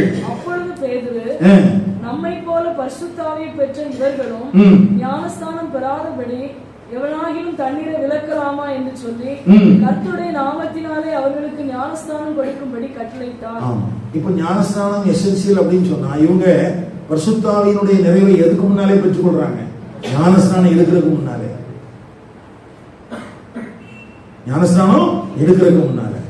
அப்போ முதலாவது என்ன தேவை? நான் மனம் திரும்புதலும் பாவம் மன்னிப்போம். அதுக்கு என்ன தேவை? விசுவாசமும். என்ன தேவை? மனம் திரும்புதல். விசுவாசம் என்ன? இயேசு கிறிஸ்து இரட்சகராகவும் அதிபதியாகவும் உயர்த்தப்பட்டிருக்கிறார் என்று என்ன செய்ய வேண்டும்? விசுவாசிக்க வேண்டும். சரி, அப்போ அந்த வசனத்துல என்ன பிரச்சனை இருக்குது அப்படிங்கிறத நம்ம என்ன செய்ய போறோம்? பார்க்க போறோம். நான் அதுக்கு முன்னால இந்த மனம் திரும்புதலை குறித்து ஒரு சில காரியங்களை சொல்லிடுறேன். ஒரு மனுஷனுடைய சிந்தை மாற்றமடைய வேண்டும். என்ன மாற்றமடைய வேண்டும்? சிந்தை மாற்றம் அடையும் போதுதான் அவன் பாவத்தை குறித்தும் தேவனை குறித்தும் தன்னை குறித்தும் சரியான பார்வை உள்ளவனாக இருக்க முடியும். திரும்ப சொல்றேன், மனம் திரும்பும் போது ஒரு மனுஷனுடைய எது மாறணும்? சிந்தை மாறணும். அந்த சிந்தை மாறும் போதுதான், மாறின பிறகுதான் அவனுக்கு எதெல்லாம் குறிச்ச பார்வை மாறும்? தேவனை குறிச்ச பார்வை மாறும், பாவத்தை குறிச்ச பார்வை மாறும், தன்னை குறித்த பார்வை மாறும். அப்போ பாவம், தேவன், சுயம், இந்த மூன்று காரியங்களையும் மனம் திரும்பின ஒரு மனிதன் பார்க்கிற பார்வைக்கும் மனம் திரும்பாத ஒரு மனிதன் பார்க்கிற பார்வைக்கும் என்ன இருக்குது? வித்தியாசம். நான் சொல்றேன், உங்களுக்கு புரியுதா? பாவத்தை மனம் திரும்பினவன் பார்ப்பதற்கும் மனம் திரும்பாதவன் பார்க்கிறதுக்கும் என்ன இருக்குது? வித்தியாசம். தேவனை மனம் திரும்பினவன் பார்ப்பதற்கும் மனம் திரும்பாதவன் பார்ப்பதற்கும் வித்தியாசம் இருக்கிறது. சுயத்தை மனம் திரும்பினவன் பார்ப்பதற்கும் மனம் திரும்பாதவன் பார்க்கிறதுக்கும் என்ன இருக்குது? வித்தியாசம். மனம் திரும்ப எப்படி பார்ப்பான்? இதுதான் என் வாழ்க்கையின் எதிரி என்று பார்ப்பான். அவன் எப்படி பார்ப்பான்? அதுதான் எனக்கு வாழ்க்கையின் எல்லாமே. ரெண்டும் ரொம்ப கான்ட்ரடிக்ஷனான காரியங்க. ரட்சிக்கப்பட்டவன் சொல்றான், ஐயோ நான் விருப்பப்பட்டதே வேண்டாங்க, ஆண்டவருடைய விருப்பம் தான் வேணும். ரட்சிக்கப்படாதவன் சொல்றான், இல்லைங்க எனக்கு அதுதான் ஆசை. அவன் ஜெபித்தான் அப்படிதான் ஜெபிப்பான். அவனுடைய ஆசை நிறைவேற வேண்டும் என்று ஜெபிப்பான், தன்னுடைய விருப்பம் நிறைவேற வேண்டும் என்று ஜெபிப்பான். ரட்சிக்கப்படாத ஒரு மனிதன் தன்னுடைய சுயத்தை குறித்து சரியான பார்வை உள்ளவனாக இருக்கவே மாட்டான், முடியாது. நீங்கள் யாராக இருக்கிறீர்கள்?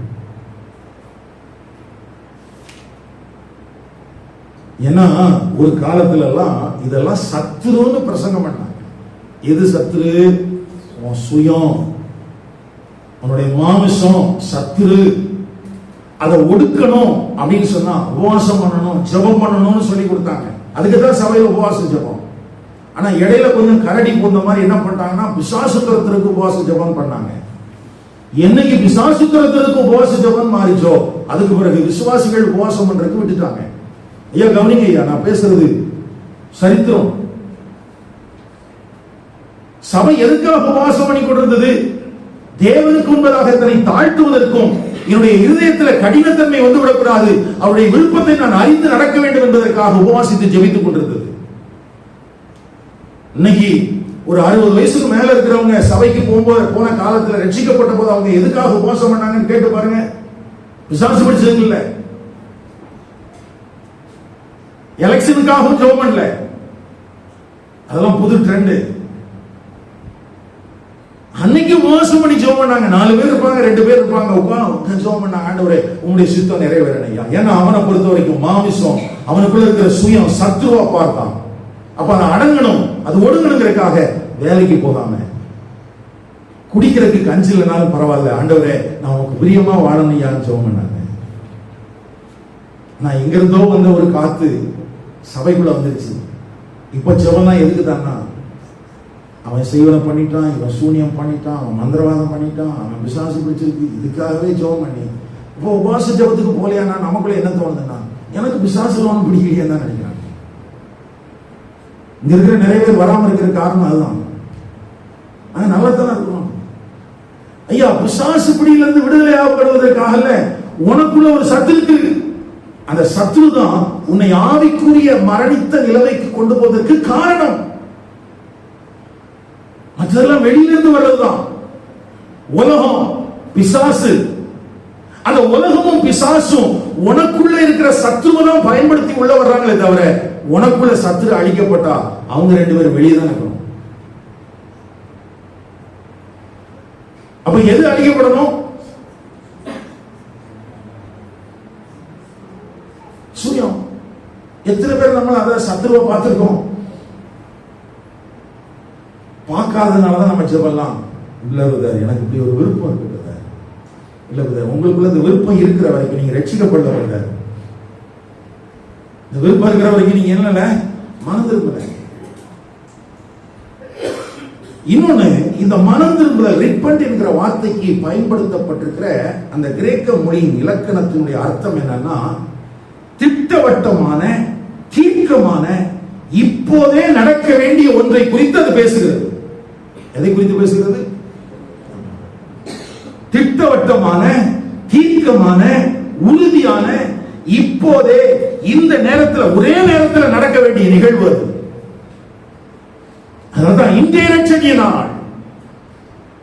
அப்ப மனம் திரும்புதல் என்பது நாளைக்கு அல்ல. இன்னைக்கு பிரசங்கத்தை கேட்டு நோட்ல எழுதி வச்சுட்டு நாளைக்கு நான் வீட்டுல போய் பார்த்துக்கிறேன் இல்ல, அது இப்போ. எந்த நேரத்தில் நமக்கு மனம் திரும்புதலை குறித்த செய்தி பிரசங்கிக்கப்படுகிறதோ அப்பொழுது ஒரு திட்டமான, தீர்க்கமான முடிவை நீங்கள் எடுக்க வேண்டும். என்ன முடிவு எடுக்கணும்? பாவத்தை விட்டு தேவன் பட்சமாய் திரும்ப வேண்டும். உலகத்தை விட்டு தேவன் பட்சமாய் திரும்ப வேண்டும். அப்போ மனம் திரும்புங்கள் பிரசங்கம் பண்ணும்போது, நான் ஏற்கனவே மனம் திரும்பிட்டேன் பிரதர் அப்படிங்கிற எண்ணத்துல இருந்த வேலைக்காகாது. ஏன்னா ஆண்டவர் மனம் திரும்புதலுக்கு என்னவெல்லாம் பயன்படுத்துகிறார் என்றால், ஒன்று, சத்தியத்தை அறிகிற அறிவு. எதனால ஆண்டவர் மனம் திரும்புதலை கொண்டு வர்றாரு? சத்தியத்தை அறிகிற அறிவு. இப்போ சத்திய வசனங்கள் தான் ஒரு மனிதனை மனம் திரும்புதலுக்கு நேராக கொண்டு போகிறது. சத்திய வசனம் என்ன செய்து மனம் திரும்புதலுக்கு நேராக கொண்டு போகிறது. சத்திய வசனத்துக்கு ஒரு மனிதன் மனம் திரும்பாமல் போனால், சொல்ற வார்த்தை ரொம்ப குறிச்சு வச்சுக்கங்க, சத்திய வார்த்தைக்கு ஒரு மனிதன் மனம் திரும்பாமல் போனால் அவன் ஒரு நாளும் மனம் திரும்ப. ஐயா, சபையிலே வார்த்தைகள் பிரசங்கிக்கப்படுவதை குறித்து நான் துக்கப்படுகிறதிலே, பயப்படுகிறதிலே மிகப்பெரிய காரணம் அதுதான். ஆண்டவர் ஒரு மனுஷனுக்குள்ளே மனம் திரும்புதலை தருவதற்கு அவர் பயன்படுத்துகிற பிரதானமான ஏது? the knowledge of God's truth. வேதத்தினுடைய சத்தியம், வேதத்தை குறித்த அறிவு. அந்த வேதத்தை குறித்த அறிவை பெற்ற பின்பு கூட ஒரு மனிதன் மனம் திரும்ப வேண்டும் என்கிற எண்ணமோ, தன்னுடைய வாழ்க்கையில பொல்லாத வழியிலிருந்து தேவன் பட்சமாய் திரும்ப வேண்டும் என்கிற எண்ணமோ இல்லாமல் இருப்பானால் அவனுக்கு ஐயோ. அதுதான் முதலாவது. அதனால்தான் அப்போஸ்தலனாகிய பேதுருவை கொண்டு ஆண்டவர் அந்த தேவ பக்தியுள்ள யூதர்கள், ஒருவேளை அவர்கள் பொல்லாதவர்களாக, விசுவாசம் இல்லாத சந்ததியாக இருந்தாலும் அவர்களுக்கு வேத வசனத்தின் மூலமாகவே பிரசங்கிக்கப்பட்டது. அந்த சத்தியத்தை அறிகிற அறிவு அவங்களுக்குள்ள வந்த உடனே அவங்க உடனே என்ன செஞ்சாங்க? மனம் திரும்பினாங்க. அப்போ அந்த கூட்டத்துக்குள்ள ஒருத்தன் மனம் திரும்பாம தப்பிச்சிருப்பான் பாத்தீங்களா, அவன் வாழ்க்கையில மனம் திரும்ப முடியாது. அதே மாதிரி சபைக்குள்ள வந்த பிறகும், ஐயா, இங்கே பிரசங்கிக்கப்படுகிற கர்த்தருடைய வார்த்தைகளை கேட்ட பின்பும் உன்னுடைய குணப்படாத இருதயத்திலே பாவ மன்னிப்பை பெறாமல், மனம் திரும்புதலை பெறாமல் நீ பழைய பாவத்திலேயே வாழ்ந்து கொண்டிருப்பாயானால் அது ஐயோ. இதை தவிர உன்னை ரட்சிக்கிறதுக்கு இங்க மார்க்கத்தில் வேற வழி இல்லையா? வேற வழியே இல்லை. அப்ப வேதத்தை உடைய ஜனங்கள் மனம் திரும்பாமல் இருப்பது என்பது மிகப்பெரிய மிகப்பெரிய ஆபத்து. வேதத்தை உடைய நீங்கள் மனம் திரும்புதலின் செய்தியை குறித்து கேள்விப்படுகிற நீங்கள் மனம் திரும்பாமல் இருக்க வேண்டாம். அடுத்தது, மனம் திரும்புதலுக்கு ஏற்ற ஒரு துக்கத்தை ஆண்டவர் கொடுப்பார். என்ன கொடுப்பாரு? மனம் திரும்புதலுக்கு ஏற்ற. ஆனா அதுக்கு பின்னாலே என்ன இருக்குன்னா வசனம் தான் இருக்கும். கொரிந்து பட்டணத்தின் சபைக்கு அப்போஸ்தலனாகிய பவுல் எழுதும்போது சொல்றாரு, நீங்கள் தேவனுக்கேற்கும் துக்கம் கொண்டீர்களே இல்லையா? 7ஆம் அதிகாரம் 9ஆம் வசனம் 10ஆம் வசனம். இன்னும் சொல்ல போனா அந்த யூதாஸ் காரியத்தை பெற்றதும் அப்படி போன்ற ஒரு துக்கம் தான். sorrow for sin. ஆனால் அப்படிப்பட்ட ஒரு துக்கம் நம்முடைய உள்ளத்திலே வருவதற்கு பின்பதாகவும் தேவனுடைய அன்பும் அவருடைய கிருபையும் இருக்கிறது என்பதை மறந்துவிட வேண்டாம். அந்த துக்கம் சும்மா வந்துடாதுங்க. பாவத்தை குறித்த துக்கம் எப்படி வந்துடாது? சும்மா வந்துடாது. பாடலை பாடும்போது, கர்த்தருடைய சமூகத்தில் ஜெபிக்கும் போது, கர்த்தருடைய வார்த்தைகளை தியானிக்கும் போது நமக்குள்ளே பாவத்தை குறித்த ஒரு துக்கம் வந்தால் அதற்கு பின்பதாக தேவனுடைய அன்பும் கிருபையும் இருக்கிறது. மூன்றாவது, ரோமர்களின் நிருபம் 2ஆம் அதிகாரம் 4ஆம் வசனம். ரோமர் 2:4. தேவ தயவு நீ குணப்படும்படி உன்னை ஏவுகிறது என்று அறியாமல் அவருடைய தயவு, பொறுமை, நீடிய சாந்தம் இவைகளின் ஐஸ்வர்யத்தை அசட்டை பண்ணுகிறாயோ. ஐயோ, தேவனுடைய தயவு நீ குணப்பட வேண்டும் என்று உன்னுடைய வாழ்க்கையில வெளிப்பட்டுக் கொண்டே இருக்கிறது. என்ன தயவு? இது பிரசங்கப்படத்திலிருந்து வருகிறது அல்ல, இது தேவனிடத்திலிருந்து வருகிறது. அதுக்கு பின்னால என்னெல்லாம் இருக்குதோ, தயவு, பொறுமை, நீடிய சாந்தம் இவைகளின் ஐஸ்வர்யம். அப்போ ஒரு மனுஷனுடைய வாழ்க்கையில அவன் திருந்தி வாழணும், தேவன் பட்சமா திரும்பணுங்கிறதுக்கு தேவன் தன்னுடைய தயவை வெளிப்படுத்திக் கொண்டே இருக்கிறார். அவர் நீடிய பொறுமையுள்ளவராய் இருக்கிறார். அவருடைய கிருபையை வெளிப்படுத்திக் கொண்டே இருக்கிறார். அதையும் தாண்டிதான் வசனம். ஆல்ரெடி நம்ம வீட்டுல இருக்கும் போதே, நீங்க வேலை ஸ்தலத்துல இருக்கும் போதே தேவ தயவு உங்களுக்கு வெளிப்பட்டுக் கொண்டே இருக்கிறது. தேவனுடைய அந்த கிருபை உங்களுக்குள்ளே ஒரு துக்கத்தை கொடுக்கிறது. என்னப்பா நீ வாழ்ற, என்ன வாழ்ற, இது சரியானது தானா அப்படிங்கிற ஒரு துக்கத்தை உனக்குள்ள என்ன செய்யுது, கொடுக்குது. நீ வசனத்தை கேட்கல, ஆனா உனக்குள்ளேயே ஒரு துக்கம். ஏன் நான் இப்படி இருக்கிறேன்? அந்த துக்கம் சரியானது. அதுக்கு பின்பதாக தேவ அன்பு இருக்கிறது. அதற்கு பின்பதாக தேவனுடைய கிருபை இருக்கிறது. அது நீ குணப்பட வேண்டும் என்று உன்னை ஏவுகிறது. அந்த குணப்படவும் என்ன செய்யுது? ஆனா நம்ம என்ன பண்றோம்? அதெல்லாம் விட்டுறோம். 4வது, அப்போஸ்தலர் 17ஆம் அதிகாரம் 30ஆம் வசனம் 31ஆம் வசனம்.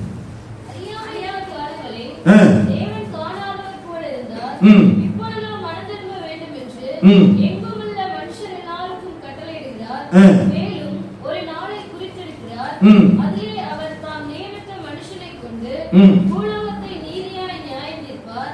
அந்த மனுஷனை மரித்தோரிலிருந்து எழுப்பினதினாலே அந்த நிச்சயத்தை எல்லாருக்கும் விளங்கப் பண்ணினார் என்றான். இறுதியாய் வரப்போகிற நியாய தீர்ப்பை குறித்த பயமும் ஒரு மனிதனுக்குள்ள என்னத்தை கொண்டு வர முடியும்? மனம் திரும்புதலை கொண்டு வர முடியும். அறியாமை உள்ள காலங்களில் தேவன் காணாதவர் போல இருந்தார். இப்பொழுதோ மனம் திரும்ப வேண்டும் என்று கட்டளையிடுகிறார். ஏன்? அவர் ஒரு நீதியான நியாய தீர்ப்பு வச்சிருக்கிறார். அதனால மனம் திரும்பணுமா? அப்ப வரப்போகிற நியாய தீர்ப்பை குறித்த பயமும் ஒரு மனுஷனுக்குள்ள என்னத்தை கொண்டு வர முடியும்? மனம் திரும்புதலை கொண்டு வர முடியும். அப்போ வேத சத்தியம், தேவனுக்கு ஏற்கும் ஒரு துக்கம், தேவ தயவு, அது மட்டும் இல்ல, அடுத்தது தேவனிடத்திலிருந்து வரப்போகிற ஒரு நியாய தீர்ப்பு, இவைகளெல்லாம் சேர்ந்துதான் ஒரு மனுஷனுக்குள்ள என்னத்தை கொண்டு வருது? மனம் திரும்புதல். மனம் திரும்புதல் ரொம்ப முக்கியமானதுங்கிறதுனாலதான் ஆண்டவர் அதுல ரொம்ப கான்சன்ட்ரேஷன் பண்றாரு. ஆனா சபை என்ன பண்ணுதுன்னா, அந்த மனம் திரும்புதலுக்கு மாற்றாக ஞானஸ்நானத்துக்கு இடம் கொடுத்து மனம் திரும்பாமலேயே ஞானஸ்நானத்தை பெற்று வெளி தோற்றத்திலே கிறிஸ்தவர்களாக மாற்றப்பட்டு விடுகிறார்கள். எனக்கு அருமையான கர்த்தருடைய பிள்ளைகளே, அப்படி அல்ல, அப்படி அல்லவே அல்ல. ஞானஸ்நானம் பாவ மன்னிப்பை பெறுவதற்காகவோ பிசாசின் பிடியிலிருந்து விடுவிக்கப்படுவதற்காகவோ அல்ல. நீங்கள் மனம் திரும்பினால் ஞானஸ்நானம் பெற வேண்டும். எப்ப ஞானஸ்நானம் இருக்கும்? மனம் திரும்புதல் எனக்குள்ள நடந்திருக்குதுங்கிறது எப்படியா தெரியும்? என் சிந்த மாதிரி இருக்கும். என்னுடைய பார்வையில தேவனை குறித்த பார்வை மாறி இருக்கும், பாவத்தை குறித்த பார்வை மாறி இருக்கும். என்னுடைய சிந்தை மாற்றம் அடைந்த ஒன்றாக இருக்கும். யாருடைய சிந்தை மாற்றம் அடைந்திருக்கிறது என்று விசுவாசிக்கிறீர்களோ அவர்களுக்குள்ளே மனம் திரும்புதல் நடந்திருக்கிறது. அவர்களே ஞானஸ்நானம் பெறுவதற்கு தகுதியான நபர்கள். மற்றதெல்லாம் என்னன்னா மிக்குவா மாதிரி நம்ம பியூரிபிகேஷன். அதனாலதான் நம்ம கேட்கிறோம், அந்த பாசிட்ட ஒரு டைம் எடுத்தேன், இந்த பாசிட்ட ஒரு டைம் எடுத்துக்கலாமா? இல்ல இல்ல, திரும்ப திரும்ப இது சுத்திகரிப்புக்காக கொடுக்கப்படுவது அல்ல. ஒரு முறை தான் பாவத்துக்கு ஒரு முறை மனுஷன் சாக முடியும். அவனை சிலுவையில் இறஞ்சி ஒன்னாச்சு, அடக்கம் பண்ணியாச்சு. அதுக்கப்புறம் அவன் புது மனுஷனை செஞ்சாச்சு, மாறியாச்சு. அந்த ஐடென்டிபிகேஷன் வித் சேவியர் நடந்த பிறகு அந்த மனுஷன் புது சிருஷ்டியா இருக்கிறான். பழையவைகள் எல்லாம் என்ன செஞ்சிருச்சு, எல்லாம் ஒழிஞ்சு போயிடுச்சு, எல்லாம் புதுசா மாறிடுச்சு. இனி அவன் புது மனுஷனுக்கு ஏற்ற சுபாவத்தோடு தான் அவன் வாழ வேண்டுமே ஒழிய அவன் திரும்பவும் பழைய பாவ சேற்றில் விழுந்து கிடக்க முடியாது. சொல்ற வார்த்தைகள் கொஞ்சம் உங்களுக்குள்ள மன தெளிவை கொண்டு வந்திருப்போம் அப்படின்னு நான் நம்புறேன். உணர்ந்திருக்குதா? மனம் திரும்புதலையும் விசுவாசத்தையும் தனித்தனியாக பிரிக்க முடியாது. மனம் திரும்புதலையும் நான் மனம் திரும்பிட்டேன் பிரதர், ஆனா எனக்குள்ள விசுவாசம் வரமாட்டேங்கிறீங்களே, வரமாட்டேங்குது. இல்ல, அப்படி சாத்தியம் இல்லை, அப்படி சாத்தியமே இல்லை. ஒரு வசனத்தை வாசிங்க, மத்தேயு எழுதின சுவிசேஷம் 21ஆம் அதிகாரம்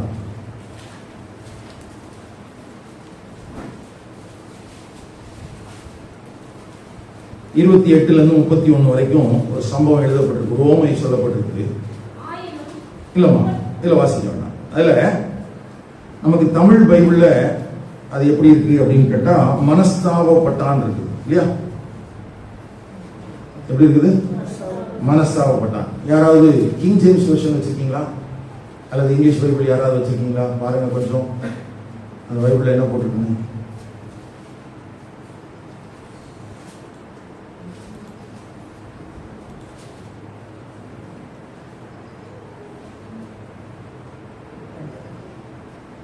He answered and said, I will not, but afterward he repented and went. மனஸ்தாபப்பட்டான் இல்ல, எப்படி இருக்குது? The boy answered, I will not, but later he had a change of heart and went. Net translation ல என்ன இருக்குது? அவன் இருதயத்தில் என்ன செஞ்சுதான்? மாற்றம். நம்ம தமிழ் பைபிள்ல மனஸ்தாபப்பட்டான் இருக்குது, மனஸ்தாபப்பட்டான்ங்கிறது சரியில்லை. ஆக்சுவலா அது என்ன நடந்திருக்குது? மனம் திரும்பினான். முதல்ல என்ன சொன்னா? இப்ப வாசிங்களா, 28 வாசிங்க. ஆயினும் உங்களுக்கு எப்படி தோன்றுகிறது, ஒரு மனுஷனுக்கு 2 குமாரர் இருந்தார்கள். மூத்தவனிடத்திலே அவன் வந்து, மகனே, நீ போய் இன்றைக்கு என் திராட்சை தோட்டத்திலே வேலை செய் என்றான். அதற்கு அவன் மாட்டேன் என்றான். முதல்ல அவனுக்கு சொல்லப்படுது, என்ன சொல்றாரு? இன்றைக்கு என் திராட்சை தோட்டத்தில் போய் என்ன செய்ய? வேலை செய். உடனே என்ன சொல்றான்? மாட்டேன்றான். ஆனா அதுக்கு பிறகு அவன் மனம் திரும்பி அவன் போனான். என்ன செய்து போனான்? He repented and went. ஆனா இளையவனிடத்தில் வந்து அப்படியே சொன்னான். அதற்கு அவன் போகிறேன் ஐயா என்று சொல்லியும் போகவில்லை. நல்ல கவனிங்க, இப்ப மனம் திரும்புதல் குறித்த செய்தியை நீங்க கேட்டுட்டு இருக்கீங்க. ஒண்ணு, மனம் திரும்புறதுக்கு அவசியமே இல்லை அப்படிங்கிற மனநிலையோட நீங்க இருக்கலாம். இல்லைன்னா ஆமால மனம் திரும்பணும் அப்படிங்கிற மனநிலையிலே இருக்கலாம். இந்த மனநிலைமை மாற்றம் மாத்திரம் போதாது, மனம் திரும்புதல் அவசியம். எது அவசியம்? ஒருத்தன் போக மாட்டேன்னா, ஒருத்தன் போறேன்னா, அது அல்ல விளைவு. விளைவு என்னத்துல இருக்கு? மனம் திரும்புதல். ஒருத்தன் மனம் திரும்பல, ஒருத்தன் மனம் திரும்பிட்டான். போக மாட்டேன்னு சொன்னவன் மனம் திரும்பி போயிட்டான். நான் போறேன்னு சொன்னவன் மனம் திரும்பாததுனால அவனால என்ன செய்ய முடியல? போக முடியல. அப்ப இருதயத்துல வர வேண்டிய மாற்றம் தான் தேவன் எதிர்பார்க்கிற ஒன்று. அப்போ அப்போஸ்தலர் 2ஆம் அதிகாரத்துல பேதுரு அப்போஸ்தலர் மூலமாக அந்த பெந்தேகோஸ்தே நாள்ல அந்த பெரிய கிரவுடுக்கு முன்னால பிரசங்கம் நடக்குது. எப்படி நடந்துச்சு, ஏன் நடந்துச்சு அப்படின்னு பிரசங்கம் பண்ணதுக்கு அதனுடைய முடிவு பகுதியில் வரும்போது அந்த கேட்ட ஜனங்கள் என்ன செய்யணும்னு விரும்பினார் ஆண்டவர்னா? மனம் திரும்பணும்னு விரும்பினார். என்ன விரும்பினாரு? இன்னைக்கு பெந்தேகோஸ்தேயின் அனுபவத்தை குறித்து பேசப்படுகிற இடங்களிலே அனுபவங்கள் முக்கியத்துவம் பெறுகிறது, ஆனால் மனம் திரும்புதல் இடம்பெறவே இல்லை. மனம் திரும்புதல் இல்லாததினால் மாற்றமடையாத இருதயத்தோடு பரிசுத்த ஆவியானவரை பெற்றுக் கொண்டோம் என்று சொல்கிறார்கள். ஐயா, இந்த வார்த்தைகள் ரொம்ப முக்கியம். ஐயா, மாற்றமடையாத இருதயத்தோடு பரிசுத்த ஆவியானவரால் நிரப்பப்பட்டிருக்கிறேன் என்று சொல்வானால் அது என்ன ஆவி என்பதற்கு கேட்கிறது நியாயம்தான் இல்லையா? மாற்றமடையாத இருதயத்தை வச்சுக்கிட்டு எனக்கு பாவத்தை குறிச்ச பார்வை மாறல, தேவனை குறிச்ச பார்வை மாறல, உலகத்தை குறிச்ச பார்வை மாறல, எதுவுமே நடக்கல, ஆனா நான் பரிசுத்த ஆவியினால் நிரப்புகிறேன் என்றால் தயவு செய்து நீங்கள் பேசுகிற அந்த பாஷைகளை நிறுத்தி விடுங்கள். அது பாஷை அல்ல, அது ஆவியும் அல்ல, அது உணரல்.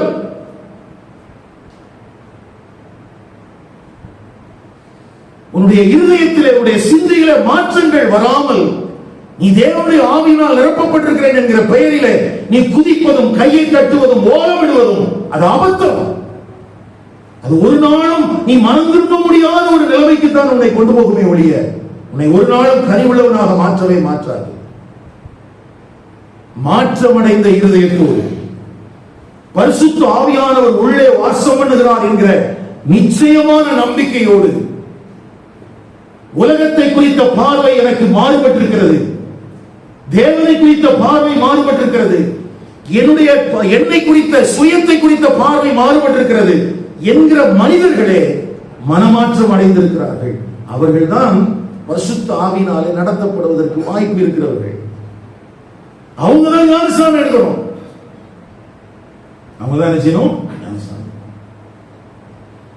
தயவு செய்து, ஏற்கனவே நீங்க நிறைய பேர் அபத்தம் பண்ணி வச்சிருக்கிறீங்க, எனக்கு நல்லா தெரியும், சரியா? ஆனா நீங்க ஞானஸ்நானம் எடுங்கிறதுக்காக நான் பிரசங்கம் பண்ணல. இப்போ உங்களுக்கு மனம் திரும்புங்கிறதுக்காக தான் பிரசங்கம் பண்றேன். இப்பவும் உங்ககிட்ட நீங்க எல்லாரும் திரும்ப எடுக்கணும்னா எடுத்துவீங்க. திரும்ப ஞானஸ்நானம் எடுக்கணும்னா என்ன செஞ்சுவீங்க? எடுத்துருவீங்க. அது ரொம்ப ஈஸி. உங்ககிட்ட நான் திரும்ப ஒரு முறை என் கையில நீங்க ஞானஸ்நானம் எடுத்தாதான் பரலத்துக்கு போவீங்க நான் பிரசங்கம் பண்ணல. நீங்க மனம் திரும்பணுங்கிறதுக்காக தான் பிரசங்கம் பண்ணேன். நீங்கள் பாவ மன்னிப்பை பெற்றுக் கொள்ளுங்கள். உங்களுடைய இருதயம் மாற்றப்பட்டதா இருக்கட்டும். முதல்ல முடியாதுன்னு சொன்னல, நீ மாற்றம் அடைஞ்சிட்டா இப்ப போயிடுவல்ல இல்லையா? அந்த ஓமை என்ன சொல்லுது? திராட்சை தோட்டத்துக்கு போங்கிற. என்ன திராட்சை தோட்டம் என்னது இல்லையா? பாடும்போது நம்ம எல்லாம் பாடிடுறோம். இயேசுவின் அன்பினை அறிவித்திட இணைந்தே செயல்படுவோம், சுவிசேஷ நற்செய்தி கூறிட நம் பாரதம் நம் தாயகம் கர்த்தரை அறியட்டுமே, நம் தாய் மண்ணும் நம் தலைமுறையும் இயேசுவை அறியட்டுமே.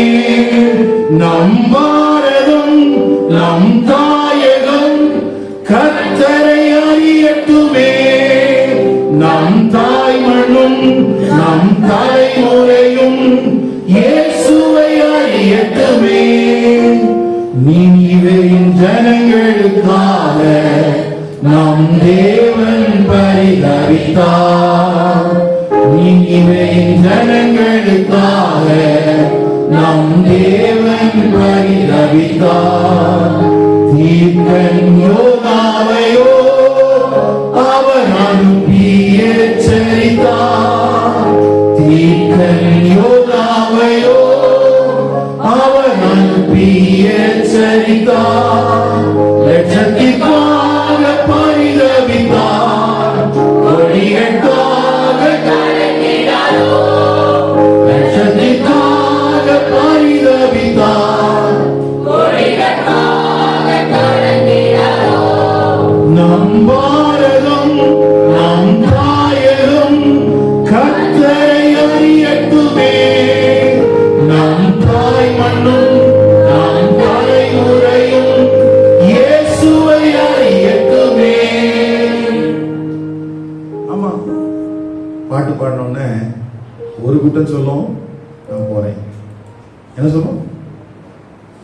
இன்னொன்னு சொல்லும் அதெல்லாம் முடியாது. யாரு போவா? பக்கத்துல கை பிடிச்சு மனம் திரும்பினா போலாம். இப்ப போகாம இருக்கிறதுக்கு காரணம் என்ன? போறேன்னு சொன்னாலும் போறது இல்ல, போக மாட்டேன்னு அதுவும் ஒரு அது பரவாயில்ல, அதுக்கு கூட ஒரு நம்பிக்கை இருக்க மாட்டேங்குது. போறேன்னு சொல்றவங்க தான் என்ன செய்யவே இல்லை, மனம் திரும்பவே இல்லை. ஆமா, போறேன்னு சொல்லி முன்பந்தியில வந்திருக்கிறவங்க எல்லாம் கவனிங்க ஐயா, போறேன்னு சொல்லிட்டு போகாம போயிடாதீங்க. சரி, இப்போ கடைசியா அந்த வசனம் என்ன அர்த்தத்தில் இருக்கும்? ரைட் அப்படிங்கிற கர்த்தருடைய ஊழியக்காரர் என்ன சொல்றாருன்னா, be baptized on the basis of remission of your sins. உங்கள் பாவம் மன்னிக்கப்பட்டது என்கிற நிச்சயத்தோடு ஞானஸ்நானத்தை பெறுங்கள்.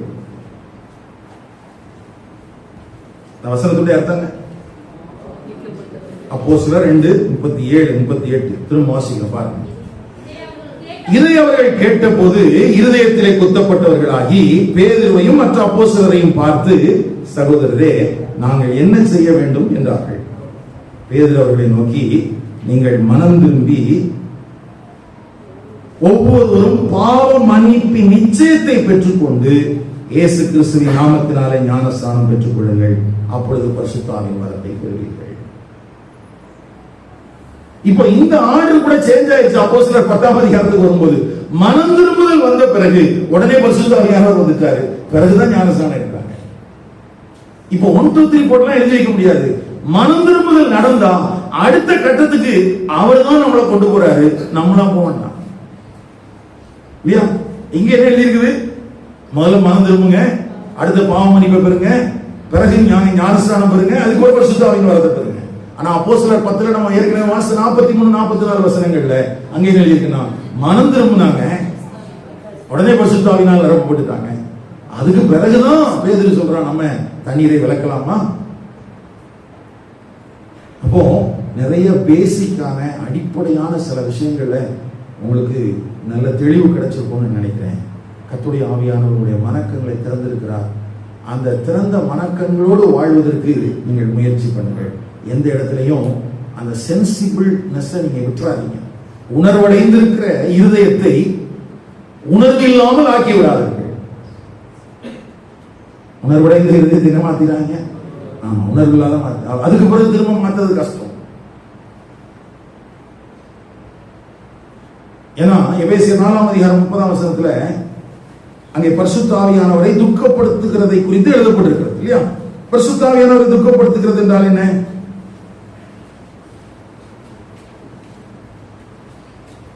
பரிசுத்த ஆவியானவரை துக்கப்படுத்துகிறது என்ன?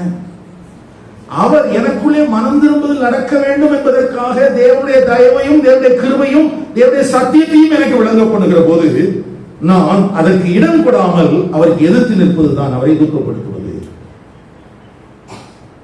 அப்போ அவருடைய இருதயம் உணர்வடைந்த ஒரு இருதயமாக இருக்குமானால் பரிசுத்த ஆவியானவரை துக்கப்படுத்துகிறவர்களாக அல்ல, பரிசுத்த ஆவியானவருக்கு எதிர்த்து நிற்கிறவர்களாக அல்ல, பரிசுத்த ஆவியானவர் உங்கள் வாழ்க்கையில கிரியை செய்வதற்கு நீங்கள் இடம் கொடுக்கிறீர்கள்.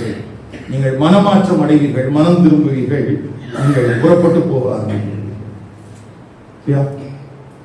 போக மாட்டேன் வரைக்கும் சொன்னதுக்காக பரவாயில்ல, மனம் திரும்பிட்டீங்கன்னா நீங்க போயிடுவீங்க.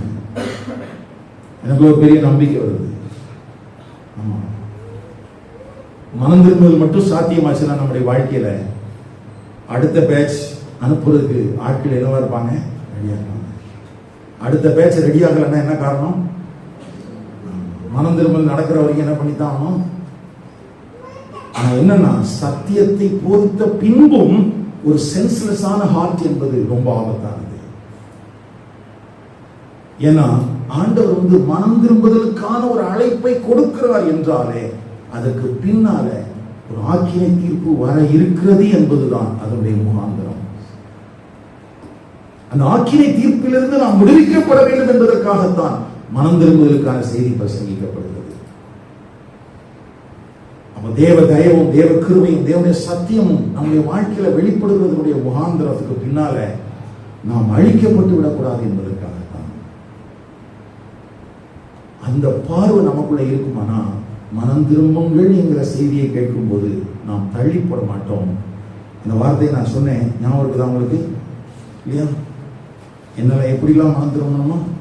அந்த திட்டமான தீர்க்கமான ஸ்பெசிபிக் டெஃபினட் டிசிசிவ் இப்போதே செய்ய வேண்டிய ஒன்று, ஒரே நேரத்தில் நடக்க வேண்டிய ஒன்று, அதுக்கு பின்னால் ஒரு பெரிய அர்ஜென்சி இருக்குது. அப்போ அப்படி ஒரு செய்தி தான் ஆண்டவர் நமக்கு என்ன செய்கிறாரு. ஒரு வசனத்தை வாசிட்டு நம்ம முடிக்கலாம். 1 பேதுரு 1ஆம் அதிகாரம் 17ஆம் வசனம். 1 பேதுரு 1:17. அன்றியும் பட்சபாதம் இல்லாமல் அவனவனுடைய கிரியைகளின்படி நியாயம் தீர்க்கிறவரை நீங்கள் பிதாவாக தொழுது கொண்டு வருகிறபடியால் இங்கே பரதேசிகளாய் சஞ்சரிக்கும் அளவும் பயத்துடனே நடந்து கொள்ளுங்கள். எழுந்திருப்போம், ஜெபிப்போம்.